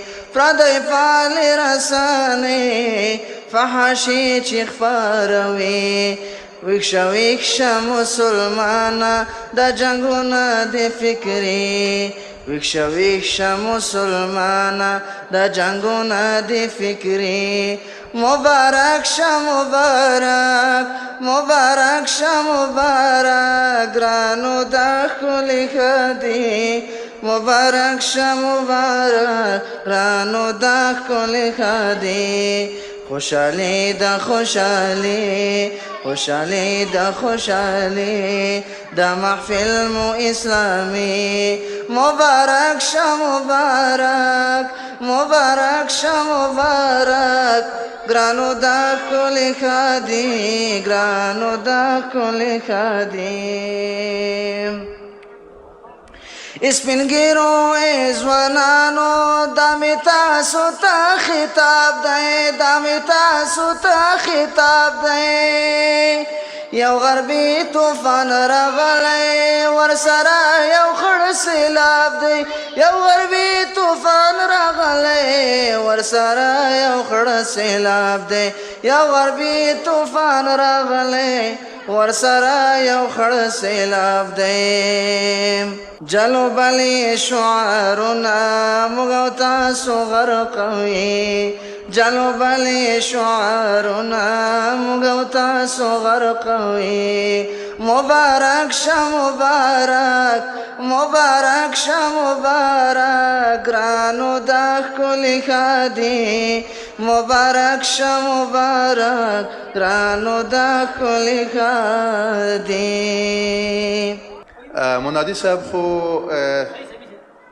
ماشاء الله په حافظه دی الله برکت کړي دا شعر ما ورته ډیر تازه ورکړی و او بیا یې محافظې ته سپارلی خو د پاتې برخې به یې زه درته دکلمه کړم ما زه خو داسې غږ نه لرم لکه منادي صاحب خو دکلمه به یې کړم څنګه م خوښه ده صحیح ده ای سپین ږیرو ای ځوانانو دا مو تاسو ته خطاب دی ای سپین ژیرو ای ځوانانو دا مو تاسو ته خطاب دی یو غربي طوفان راغلی ورسره یو خړ سیلاب دی ای سپین ژیرو ای ځوانانو دا مو تاسو ته خطاب دی یو غربي طوفان راغلی ورسره یو خړ سیلاب دی جلو بل یې شعارونه حقوق ځان او نه پوهېږم حقوق بشر او جلو بل یې د شعارونه واړه مونږه غرقوي مبارک شه مبارک دا محفل مو اسلامي خلکو زړونه مو پیوند کړئ په محراب او په منبر خلکو زړونه مو پیوند کړئ په محراب او په منبر د قلم او کتاب دواړو د قلم او کتاب دواړو ګورې پرې نږدئ سنګر ولولې مو کړئ څپانده ولولې مو کړئ څپانده احساسات مو حماسي غواړو تاسو ته له خدایه مبشر صاحب ته وایم ده مبشر صاحب غواړو تاسو ته له خدایه اولادونه ګلالي او د قرآن له معنویت نه زړونه ډک کړئ ای زلمیانو د قرآن له معنویت نه زړونه ډک کړئ ای زلمیانو تخصص لاره کړئ خپله د هېواد اصیل بچیانو تخصص لاره کړئ خپله د هېواد اصیل بچیانو یعنی هغه انجینر او هغه ډاکټر او هغه متخصص مونږ نه غواړو چې هغه ملي او اسلامي ارزښتونو ته ژمن ملتزم او پابند نه اوسي هغه ډاکټر هغه انجینر هغه متخصص چې هغه اسلامي او ملي ارزښتونو ته پابند او ژمن اوسي ولولې مو کړئ د قرآن له معنویت نه زړونه ډک کړئ ای زلمیانو تخصص لاره کړئ خپله د هېواد اصیل بچیانو ځلولی تمدن و ځلولی تمدن و ابن رشد او بیرونی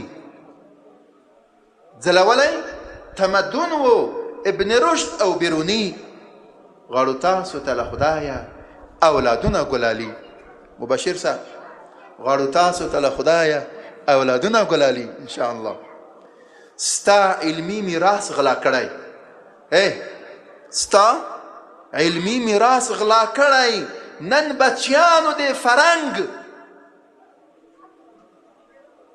ستا علمي میراث غلا کړی نن بچیانو د فرنګ مونږ خپلو کې دوی وژني په هنر او په نیرنګ مونږ خپلو کې دوی وژني په هنر او په نیرنګ ابن الهیثم در په یاد کړه ابن الهیثم در په یاد کړه ابن الهیثم در په یاد کړه او لوی خوارزمي هغه لوی خوارزمي غواړو تاسو ته له خدایه اولادونه ګلالي له تاسو ټولو نه مننه زه امیدوارم چې انشاءالله شعر به منادي صاحب موږ نن شپه یو بل د واده پروګرام هم لرو امیدوارم چې هغې ته حفظ کړي اول ته به انشاءالله بیا زمزمه کړي اوس هم ورنه ډېره زیاته مننه کوم چې په ښکلي اواز یې زمزمه کړ او د محفل ګډونوال یې د ترانو په ټال باندې وزنګول د پروګرام په دې برخه کې د کابل پوهنتون د شرایطو د پوهنځي قدرمن او تکړه استاد دکتور محمد معروف حنیف ته په ډېر درنښت بلنه ورکوم تر څو د سټیج شاته تشریف راوړي او له خپلې علمي او ارزښتناکې وینا څخه مو مستفید وګرځوي. السلام علیکم ورحمة الله وبرکاته. بسم الله الرحمن الرحیم. الحمد لله وحده والصلاة والسلام على من لا نبي بعده وعلى آله وصحبه ومن والاه ومن تبعهم بإحسان إلى يوم الدين. اما بعد، گرچه که اراده سخن زدن را نداشتم، لکن باز هم استاد محترم مبشر چون تقاضا کردم خواستم که چند نکته را به خدمت شما عزیزان تقدیم بدارم. در اول به برادر محترم استاد عزیز خیلی تبریک میگویم. بارک الله لك و بارک علیک و جمع بینکما بخیر. ثانیا دو مسئله در ذهن بنده همین اکنون خطور کرد. یکی که بعضی از دوستان و عزیزان انتقاد میکنند که شما مجالس را از خود اختراع نموده و آن را به سنت رسول الله صلی الله علیه و سلم یا به شأن رسول الله صلی الله علیه و سلم نسبت میدهید و مجالس غیره را بدعت و خرافات میگویید و در کدام کتاب حدیثی یا در کدام کتاب سنت ذکر شده که همین قسم مجالسی که وجود داره یک حدیث یا یک روایتی از قرآن یا سنت ذکر کنید؟ باید بدانیم که ما هرگز ادعا نکردیم که همین مجلس با همین طرز شیوه رسول الله صلی الله علیه و سلم در حیات خود برگزار نموده، بلکه این مجالس دوستان و عزیزانی که انتخاب کردن این را یک بدیل ساختن. مجالسی که خرافات و که کاملا خلاف اسلام هست، دوستان دیگر در مقابل خواستند که یک نوع طرز تفکر و اندیشه دیگری را بیاورند تا ای که طرز تفکر جایگزین یا بدیلی برای این مجالسی که دیگری که کاملا معصیت الهی است جایگزین از اونها قرار بگیرد. پس بنابراین اهل فکر و اهل دانش و اهل خبره، علما و دانشمندان، کسانی که به خاطر اسلام کوشا هستند، اونها همگی باید بنشینند یک بدیلی را تفکر کنند، یک بدیلی را پیدا کنند تا ای که جایگزین همین مجالس دیگر بشود. و الا تا زمانی که بدیل از او پیدا نشود ما نمیتوانیم که این مجالس هم شبیه مجالس خرافات و مجالسی که کاملا معصیت الله هست با اونها همسویه قرار بدیم. نکته دوم، همه انسان ها بعد از ازدواج خواهان راحت و سکون و اطمینان و آرامش قلبی هستند، ولیکن بسیار یک تعداد محدودی از انسان ها همان آرامش سکون مفقودی را پیدا می کنند و بسا از انسان ها و خانواده هایی که اونها در دنبال آرامش هستند متاسفانه آرامش را به دست نمی آورند. الله متعال می فرماید و من آیاته ان خلق لكم من انفسكم ازواجا لتسكنوا الیها و جعل بینکم موده و رحمه. این دوستی و مهربانی و رحمتی که در میان زن و شوهر می باشد باعث سکون و آرامش و اطمینان روحی و روانی همه انسان ها باید بشود، ولیکن متاسفانه نمی شود. چرا؟ ما در دنبال آرامش هستیم، با ساز و موسیقی پیدا نشد، با عروسی های مجلل نشد، با گزاف مصرفی ها نشد. پس این آرامش را از کجا پیدا کنیم؟ چندین مرحله داره. یکی از مراحلی که سکون و آرامش را اگر انسان میخواد در زندگی خود پیدا کنه در مرحله انتخاب، چنانچه که مولوی حماد فرمودن، در مرحله انتخاب انسان باید بسیار دقیق باشه. همون مراحلی که شریعت اسلامی معیاری که قرآن و سنت او را تعیین کرده به عنوان معیار اصلی و اساسی، همون معیار انسان باید در زندگی خود تطبیق بده. اگر همون معیار را انسان مد نظر داشته باشد هیچ وقت در زندگی از او ناهنجاری پیدا نمی شود. همان آرامش و سکونی که انسان میخواد او را در زندگی خود پیدا می کند. پس از این جهت ما می بینیم که احادیث گوهربان نبی اکرم صلی الله علیه و سلم بی حد و حصر در کتابای حدیثی فرامین پیرامون مسئله قبل از ازدواج وجود داره. پیامبر اکرم صلی الله علیه و سلم تاکیدات بسیار زیادی دارن. همه این احادیث بر سر یک محور میچرخه و او این است که آرامش در زندگی خود انسان پیدا کنه. یعنی هدف از تمام معیارهایی که رسول الله صلی الله علیه و سلم فرموده در انتخاب، در دیدن و در غیر ذالک، اینها همگی بر سر یک هدف واحد است و او عبارت از آرامش و سکون در ما بعد از زندگی، ما بعد از مجلس عروسی. تنها زندگی انسان خلاصه در یک روز نمی شود که متاسفانه می بینیم که ما تمام هم و غم خود را در مجلس عروسی قرار میدیم، تمام مسائل خود را صرف همین مسئله می کنیم، اما بعد از او دیگر به ما اهمیت ندارد.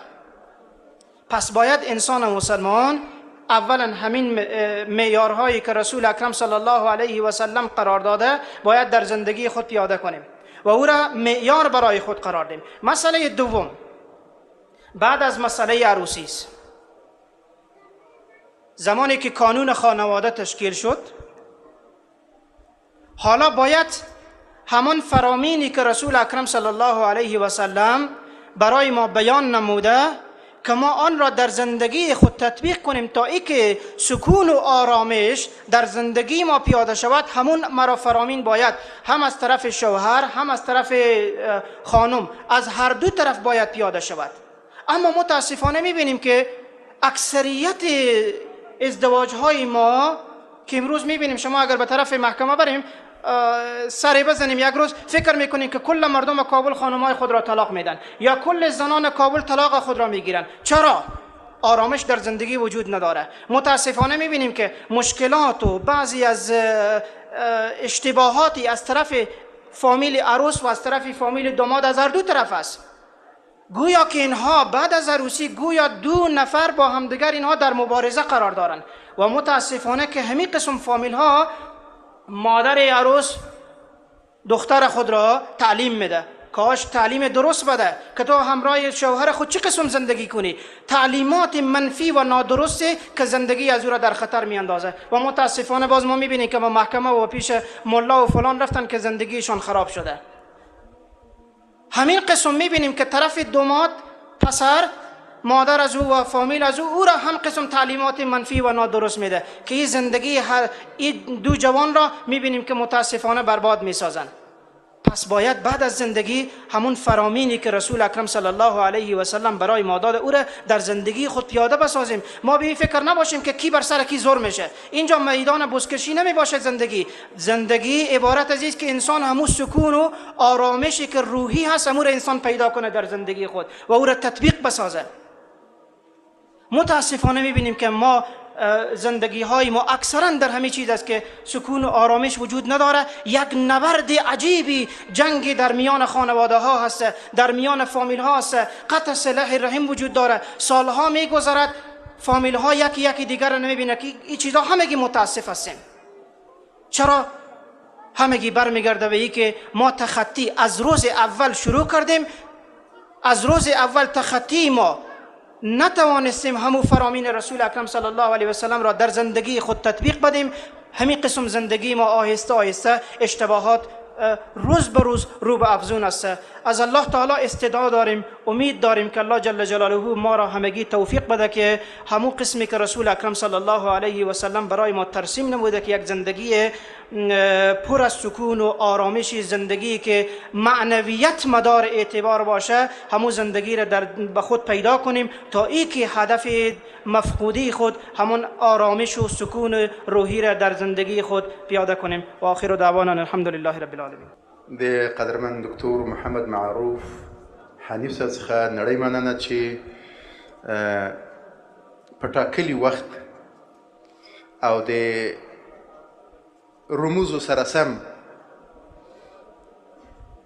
د مطبوعاتي رموز دي کنه د رموزو سره سم یې په لنډو کلمو کې خپلې خبرې راونغښتې او تقدیم یې کې ډېره زیاته مننه. کور ودان، ژوندی او ګړندی اوسئ.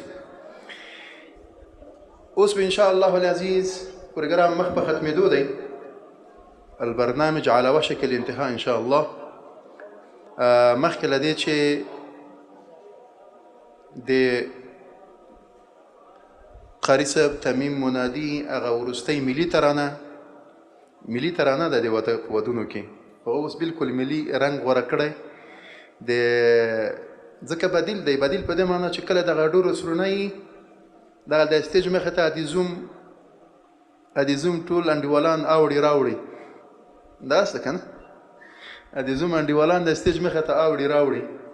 نو انشاءالله مبشر صاحب ته به د مبشر صاحب ملګري د ما نه شروع ولې زه ورته وایم او په ګډه باندې به انشاءالله ترانه ټول ورته وایو، خو ترانه به د پروګرام پای وي او د دغه جماعي مبارکي ده، ډله ییزه مبارکي مبشر صاحب ته ده. او له هغې نه وړاندې د کابل پوهنتون د شرایطو د پوهنځي تکړه او پیاوړی استاد داعي بالاسم والمسمى قدرمن استاد عبدالظاهر داعي ته په ډېر درنښت بلنه ورکوم تر څو د سټیج شاته تشریف راوړي او له خپلې علمي او ارزښتناکې وینا څخه مو مستفید وګرځوي. قدرمن استاد عبدالظاهر داعي. بسم الله الرحمن الرحیم. الحمد لله و الصلاة و السلام علی رسول الله صلی الله علیه و سلم. سوال اولی است که در یک حدیث شریف رسول اکرم صلی الله علیه و سلم میگه که هر انسان مسلمان ازدواج به خاطر 4 چیز میکنه، 4 و در یکیش گفته که شما زیاد سر از او تاکید بیشتر شده که یعنی جوانای مسلمان دو زیاد تاکید بکنن. همین 4 چیز و تاکیدش کدام یکی است؟ دوستا از کسی که جوانایی که نو ازدواج میکنن بیاین شما سه بفرمایید. سلام علیکم و برکاته. رسول اکرم صلی الله علیه و سلم تاکید میکنه برای کسایی که عروسی میکنن و خواستگاری که میره و خواستگاری در خانه از او 4 چیز تاکید میکنه. یکی نسبش هست، میگه که وزیر است، وکیل است، چی هست در اصلاح وطنی ما شما. دومش اینمی است که حسن و جمال یعنی خانم است. و سومش رسول اکرم صلی الله علیه و سلم بیان میکنم که او عبارت است ببینید که دین از اخلاق از چی از این را باید در نظر داشته باشه، این را چیز بکنیم. و چهارم از این است که رسول مقبول صلی الله علیه و سلم بیان میکنن او خانواده را ببینید که از کدام قوم هست او چیز هست. یعنی بخاطر از این رسول الله صلی الله علیه و سلم 3 چیز منفی میکنه. یک چیز برای ما و شما توصیه میکنه که اگر اخلاق دین خوب داشت او را شما به ازدواج خود در بیارید. جزاک الله. برای ما شما ضروری است که باید این خانواده را باید دنبال بکنیم. الله عزوجل نصیب استادم بگردانه ان شاء الله دیگه میشه. ما خطابال نگفتیم منتها میخواین مرا در خانه برای مشکل پیدا کنه. همین نکام که است بعضی حالات واجب می باشه، بعضی حالات سنت می باشه، بعضی حالات حرام می باشه، بعضی حالات مکروه می باشه. این حال بعضی اوقات برای ما اجازه تان مبارک ده. خب سوال دیگه ما این است که یک جوانی که سر ذهنیت خود خوب اما تو باور داشته باشه، من یک چند جمله را برشان میگم و بتانه که دوباره مو جملات گفته بتانه. تو کسی هست که اما تو در صنف خود اول نمره بوده باشه و سر ذهن خدا هم اعتماد بسیار خوب داشته باشه، زود درس استاد گرفته بتانه می خلاصه شده 2 دقیقه بگویه. نداریم شکر. کوکه خود شخص داماد است. بیاین یک قهرمانی کردی، یک قهرمانی دیگه هم بکن. نه سوال بسیار آسان است، اما جایزه تا هم تیار است انشاءالله. بعضی علما میگن که امی عروسی ها محافل که گرفته میشه، محافل ولیمه، اکثرا در این موسیقی و سازی گپا می باشه و در این مجالس که مثلا وقتی که ساز میرن تقریبا در یک پارچه موسیقی فعلا که مثلا در هتل می باشه تقریبا بیشتر از 20 گنا در اونجا جای داره. بعضی اوقات اشعاری است، اشعار شرکی می باشه، اشعار می باشه که مثلا دعوت به فسق میکنه. بعضی همی کسایی که هنرمند میگن یا اکثرشان فاسق هستن، یعنی سخنهای فاسقانه میگن. و بسیاری وقتا مثلا امی کسی که موسیقی دان است یا ایر از این شهادتش هم قبول نمیکنن به خاطر که میگه فاسق است. اینا کسی که برای یک فاسق پیسه میده، اینا در حقیقت یک فاسق تشویق میکنن. دیگه از گناه های موسیقی است که بسیاری وقتا بسیاری کسایی که این فیلماش فیلم برداری میشه و این فیلم ها بسیاری وقتا در اینترنت انداخته میشه، ناموس خود، دختر خود، خواهر خود، مادر خود در مقابل آوازخانه و در مقابل گارسونا اینا را میرقصانن. و گناه دیگه چی است که مثلا پول خود است، ثم لتسألون یومئذ عن النعیم، مال خود به حرام مصرف میکنن و وقت تقریبا 400-500 نفر کلش در گناه و در چیزای معصیت صرف میکنن. تقریبا اگر آدم سنجش بکنن در یک پارچه موسیقی یک گناه نیست، بیشتر از 20 گناه هست. دیگه از این خاطر شما همچون داماد بودین، موسیقی ناوردین، الحمدلله شما را عزت بده که از این گناه ما را نگاه کردین. اینال نوبت شما میرسه که خلاصه آنچه که من گفتم شما بیان کنید. من در اصل می‌خواستم با تو شوخی بکنم که ما آدم رو که استاد من گیر کرد. من منتظر بودم کسی دیگه جواب بده. استاد بزرگواری کردن واقعیت دیگه نیست که متاسفانه عادت اجتماعی ما به گونه‌ای شده که مراسم خیر خود را هم به طرف شر می‌برن و اون را به مصیبت و گناه مبدل می‌کنن.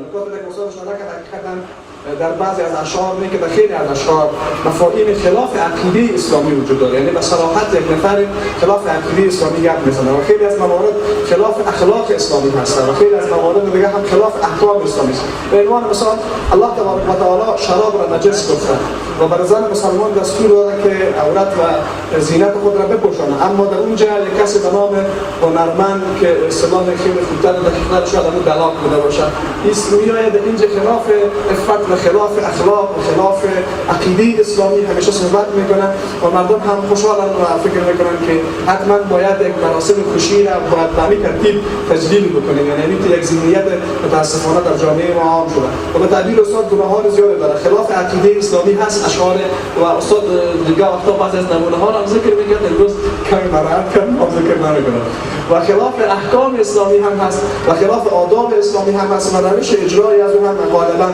توأم با اختلاط میباشه و گناهان زیاد دیگه هم در بر داره و حتی رسول الله صلی الله علیه و سلم یک صفت دیگه مؤمن را به گونه‌ای معرفی میکنه که اون نسبت به ناموس خود و نسبت به فامیل خود غیرت داره و خیلی از وقتا به همین بهانه‌ها خیلی از کسایی هستند که متوجه اون عفت فامیل خود و حتی دوستا و کسانی که به عنوان مهمان اومدن نمیشه. تشکر جایزه مستحق هستین، مبارک باشید جایزه‌تان. خب حالا من میخوایم اگر یک 4-5 نفر جوان دیگه که سر خود از نگاه سپورت بسیار چیز هستن که خوب میتونه بشین استاد شوه، اما تو جوانای لایق هستن کسی؟ بفرمایید که آقا میگن بیاین. یعنی یک نفر جوان قوی که سپورت ماین دیگران نیستن ضعیف، بیاین ماشاءالله. دو تا خدا کسی هست که کتی در تیکرهای ما مسابقه بده؟ یک کس که حاضر نشد کلش ناکام است. کی میتونه دیگه حاضر شوه؟ سومی بفرمایید بیاین. آفرین بیاین. آفرین شاباس. دست خدا بالا میکنن جرأت ندارن. بفرمایید.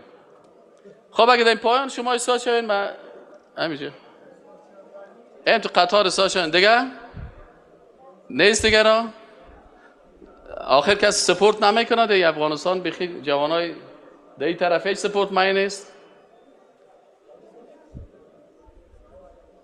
آفرین 1-2 نفر سپورت ماین دیگه هم آمدن ماشاءالله. اینی از جوانای قهرمان ما که خوب سپورت میکنن. خب جوانا من برای شما یک متن نمیخوانم. مثلا میگم که کلمه نشست آمد، شما کمی نشست آمد ببینم کی خوب سپورت میکنه، اما تو بشینه و استاد شوه. اگر همی 1 ثانیه هم غلط کرد دیگه او ناکام است. صحیح شد نه؟ و او باز مستحق جایزه نمیشه. جایزه هم سربسته است، میفهمین که چیزایی که سربسته باشه حتما جالب میباشه. خب شروع کنم. نشست. کمی گفتم نشست میشین زود استاد میشین. نشست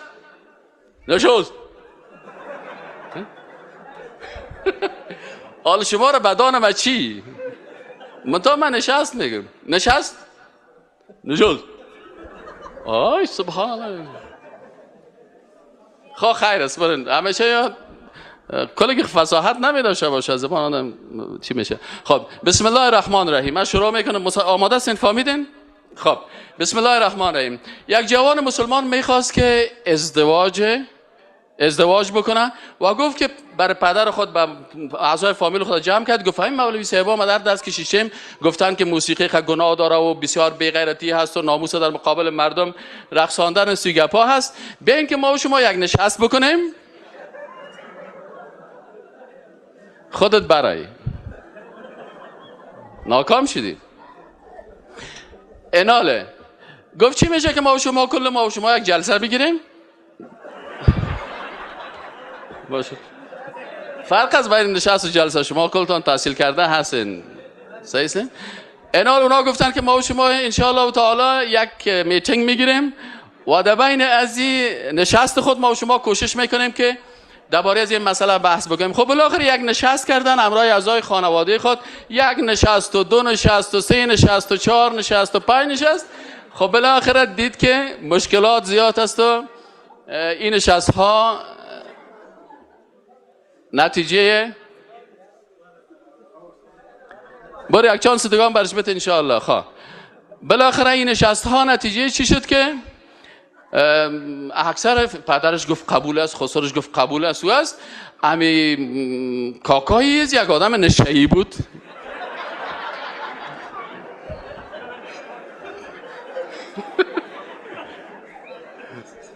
بالاخره صاحب که از امی کاکای نشئی خود که یک نشست کرد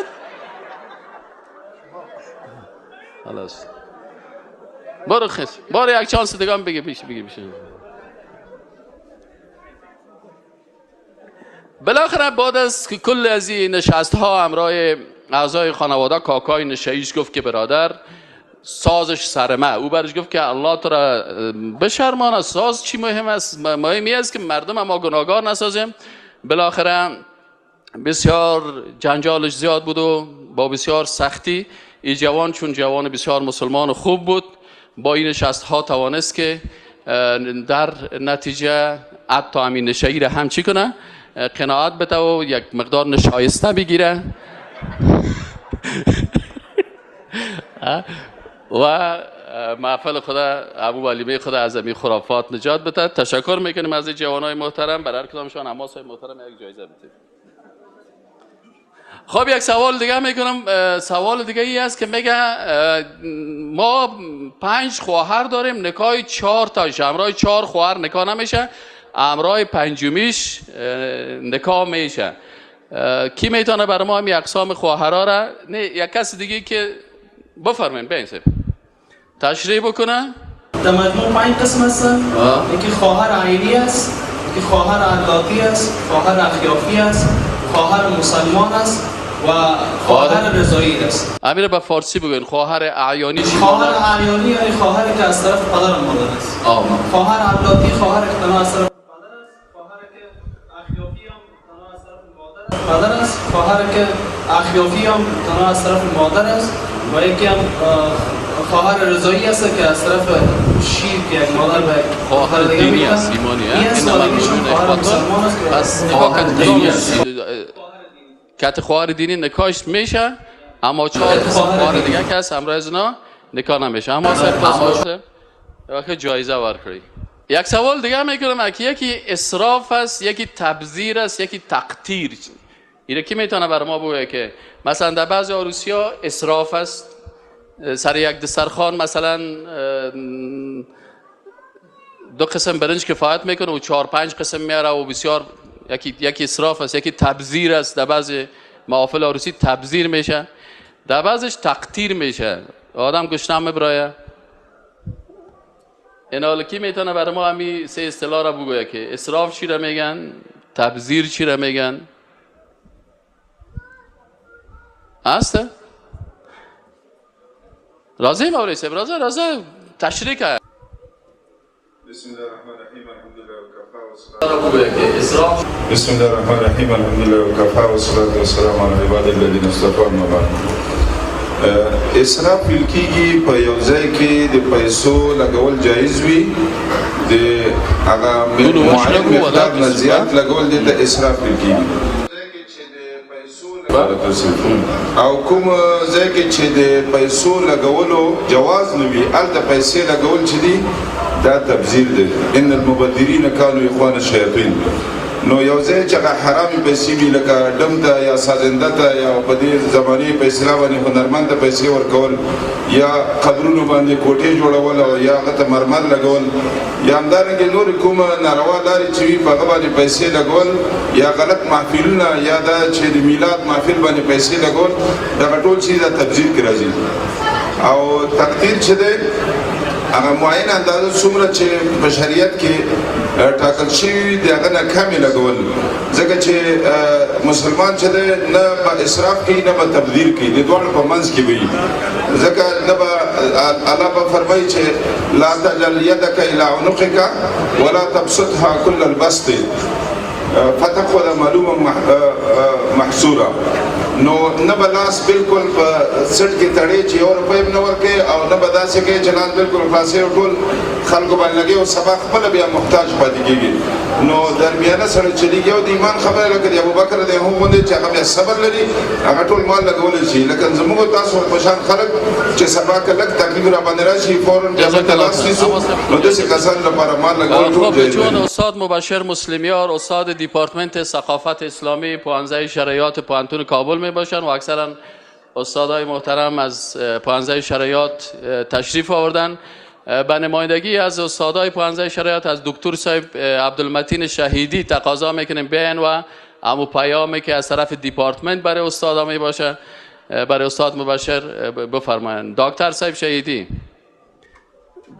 شهیدی رازه مشهر میگه رازه دکتر صاحب اهلا و سهلا تفضل بیاین صاحب بیاین دکتر صاحب شهیدی میاین به افتخار دکتر صاحب شهیدی بگوین الله اکبر ماشاءالله دکتر صاحب بیاین صاحب این دکتر صاحب آمر ما سال دل شد هتل هم سر ما امریت کنه بیا دکتر صاحب بفرمایید. دکتر صاحب خوش آمدین. شما برای استاد مبشر مسلمیار منعیس آمر انتشان چی گفتنی هایی دارین؟ او رفته خانه عروس او نموجه بسم الله الرحمن الرحیم.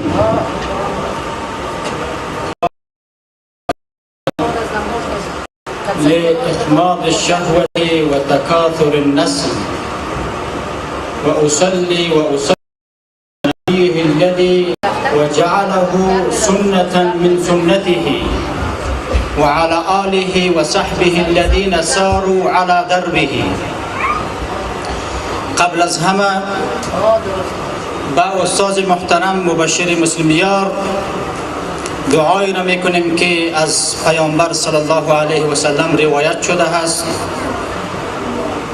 بارک الله لكما و بارک علیکما و جمع بینکما بخیر و جعله زواجا مبارکا فاضلا تحت ظل عبادته سبحانه و تعالی. ما من حیث عامل دیپارتمنت ثقافت اسلامی پوهنځی شرایط پوهنتون کابل این نکاح را و این زواج را برای جناب مبشر صاحب و فامیل محترمشان و فامیل محترم عروس والدین گرامیشان تبریک عرض می دارم. خدا بکند که یک زواج با برکت با میمنت و با سعادت باشد. از این که این محفل پرشکوهی گرفته شده است و از محرمات دور هست، از ساز و سرود و پایکوبی اختلاط خالی هست و این هم انشاءالله نشانه است که یک نکاحی که انشاءالله همه به قوانین شریعت اسلامی برابر باشد و در آینده ها هم به اساس دساتیر الهی قوانین شریعت اسلامی و در روشنایی اوامر و نواهی الله متعال پیش برود و هر دو را در خدمت اسلام قرار بدهند و نسل‌هایشان من حیث یک نسل مسلمان مجاهد عالم و دانشمند و خدمت در دین اسلام قرار بگیرد. امید ایرا داریم و برایشان دعای خیر و برکت میکنیم. تشکر دکتر صاحب محترم. ما هم از طرف دیپارتمنت ثقافت اسلامی و ما به نمایندگی از تمام استادای پانزه شریعت پانتون کابل و به نمایندگی استادای پانتون کابل بر استاد محترم مبشر مسلمیار این محفلشان تبریک میگم و انشالله زندگی خوب آغاز بکنم. حالا میبینیم که جوانایی که اینجا آمدن کدامایشان استاد مبشر مسلمیار را خوش دارن و میخواین که عروسی خودم مثل عروسی مبشر مسلمیار بکنن. جوانایی که میخواین همین قسم بکنن اینجا به استیج تشریف بیارن. کدام جوان است بفرمایید. یک نفرک میخواد مثل استاد مبشر مسلمیار ازدواج بکنه. یک این دو نفر ماشاءالله. کسایی که دومیام میخواد و سومیام میخواد و هم در جمله جوانا هستن میتونن. کسایی که از خانمای خود میترسن کله خود کمک پخش بگیرن دست خود بالا کنن.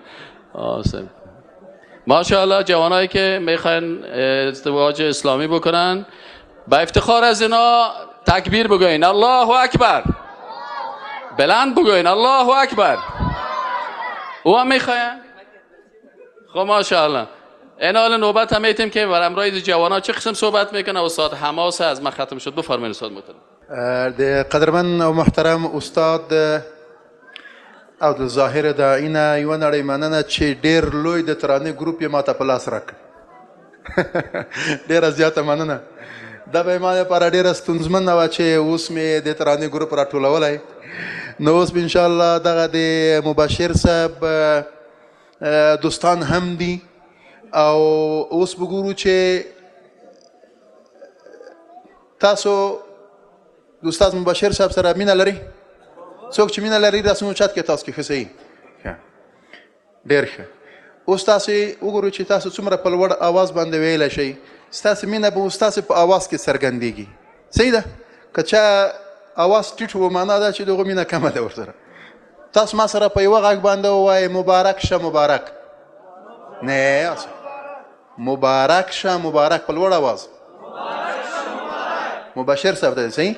اوس به تاسو په خپل ځای باندې اوسئ او د منادي صاحب سره به تاسو د مبشر صاحب ته په هغه ته د دغه ټول تالار د ګډونوالو په نمایندګۍ باندې هغه جماعي ترانه ځکه دلته که ډول سرونای وای دلته اوس ډول ورته مغه سرونی ته واوښتل راوښتل.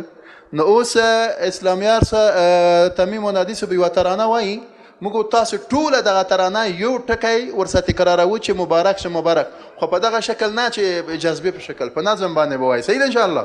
دا محفل مو ایمانی شنیک مرغه مو خادي واړو تاسو تل خدایا اولادونه ګلالي وایو ټول په یو آواز مبارک شه مبارک مبارک شه مبارک نوی ژوند نوی راز مبارک شه مبارک مبارک شه مبارک پاک لرقص هم لساز مبارک شه مبارک مبارک شه مبارک دغه لمر هغې سپوږمۍ ته دغه ګل هغې غوټۍ ته د دوی دواړو کورنۍ ته ستا پړونې ستا پګړۍ ته د دوی دواړو کورنۍ ته ستا پړونې ستا پګړۍ ته د دوی دواړو کورنۍ ته ستا پړونې ستا پګړۍ ته زموږ ټولو ګډونوالو احترام او سلامي غواړو تاسو تل خدایا اولادونه ګلالي وایو ټول په یو آواز مبارک شه مبارک نوی ژوند نوی راز مبارک شه مبارک مبارک شه مبارک پاک لرقص هم لساز مبارک شه مبارک مبارک شه مبارک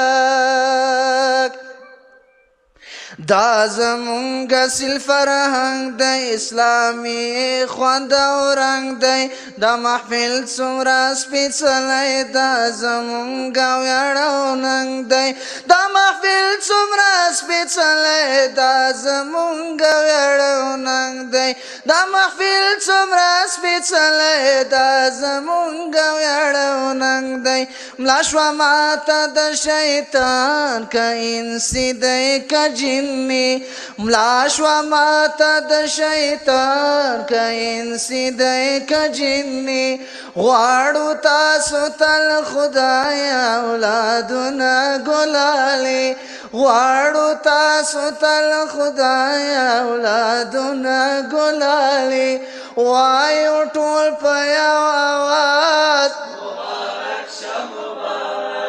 مبارک شه مبارک نوی ژوند نوی راز مبارک شه مبارک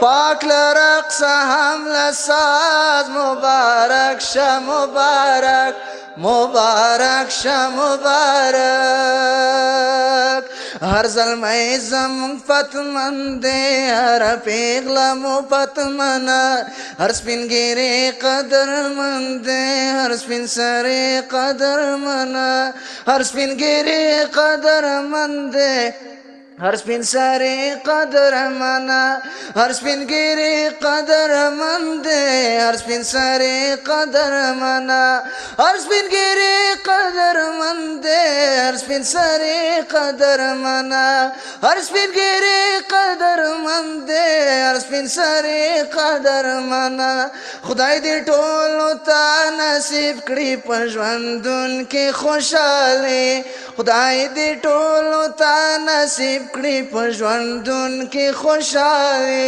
غواړو تاسو تل خدایه اولادونه ګلالي غواړو تاسو تل خدایه اولادونه ګلالي وایو ټول په یو اواز مبارک شه مبارک نوی ژوند نوی راز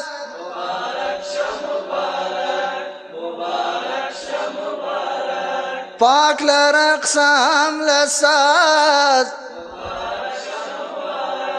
مبارک شه مبارک کړي حماس دا یوه غوښتنه اخلي ټولو نه دا ژمنه چې وعدونه مو ساده کړی دی کې خیر دی ښېګڼه چې وعدونه مو ساده کړی دی کې خیر دی ښېګڼه چې وعدونه مو ساده کړی دی کې خیر دی ښېګڼه ټول زلمي به په وعدو شي هم به راشي سوکالي غواړو تاسو تل خدایه اولادونه ګلالي وایو ټول په یو اواز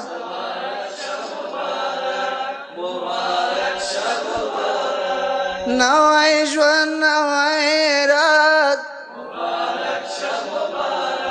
مبارک شه مبارک پاک لرقص هم لساز مبارک شه مبارک مبارک شه مبارک این محفل ایمانی با فرهنگ افغانی باشد زیب زمانی بیریا و خودمانی در چوکات قرآنی مبارک شادمانی مبارک شادمانی مبارک شادمانی مبارک شادمانی مبارک شادمانی مبارک شادمانی مبارک شادمانی هم عروس و هم داماد به هر دو مبارک باد هم عروس و هم داماد به هر دو مبارک باد کردی طرز نو ایجاد باشید سر بلند و شاد مرگ بر اسم شیطانی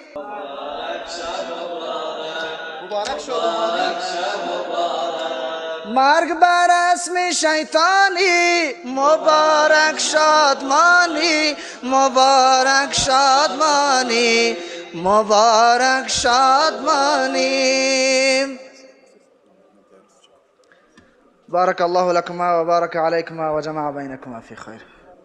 دغه المر هغه سپوږمۍ ته او دغه ګل هغه غوټۍ ته، دغه المر هغه سپوږمۍ ته دغه ګل هغه غوټۍ ته، د دوی دواړو کورنۍ ته زمونږ ټولو ګډونوالو احترام او سلامي غواړو تاسو ته له خدایه اولادونه ګلالي او له قدرمند ترانې ټیم څخه ټولو څخه ډېره زیاته مننه او یو ځل بیا قدرمند مسلم یار صاحب ته مبارکي وایم چې بارک الله لك وبارك الله عليك وجمع بينكما في خير. سبحانك اللهم وبحمدك نشهد أن لا إله إلا أنت نستغفرك ونتوب إليك. صد آفرین تبریک باد مرحبا ای مؤمنی کابل زمین تبریک باد مرحبا ای مؤمنی کابل زمین تبریک باد محفل توی و عروسی شما پاینده باد مرحبا ای پیروی دین مبین تبریک باد مرحبا ای پیروی دین مبین تبریک باد ساز و سور وقت را تبدیل کردی با حدیث تا شود خوشنود آن سردار دین تبریک باد تا شود خوشنود آن سردار دین تبریک باد جامه و دستار شارا گیر از بازار علم گر طمع داری تو از خلد برین تبریک باد گر طمع داری تو از خلد برین تبریک باد مصرفی بی جای را می پرس از لا تسرفو تا شود رازی ز تو جان آفرین تبریک باد تا شود رازی ز تو جان آفرین تبریک باد قند و نقلش را بگیر از شاخه نخل حدیث دست زن بر دامن حبل المتین تبریک باد دست زن بر دامن حبل المتین تبریک باد آفرینت تو یسور رفتگان آمد بیاد ترک تنبور و رباب و آن و این تبریک باد ترک تنبور و رباب و آن و این تبریک باد محفلت از عالمان و قاریان ترتیب کن گر امید دست از روزی پس این تبریک باد گر امید دست از روزی پس این تبریک باد مثل بلبل هر که گوید همز آیات و حدیث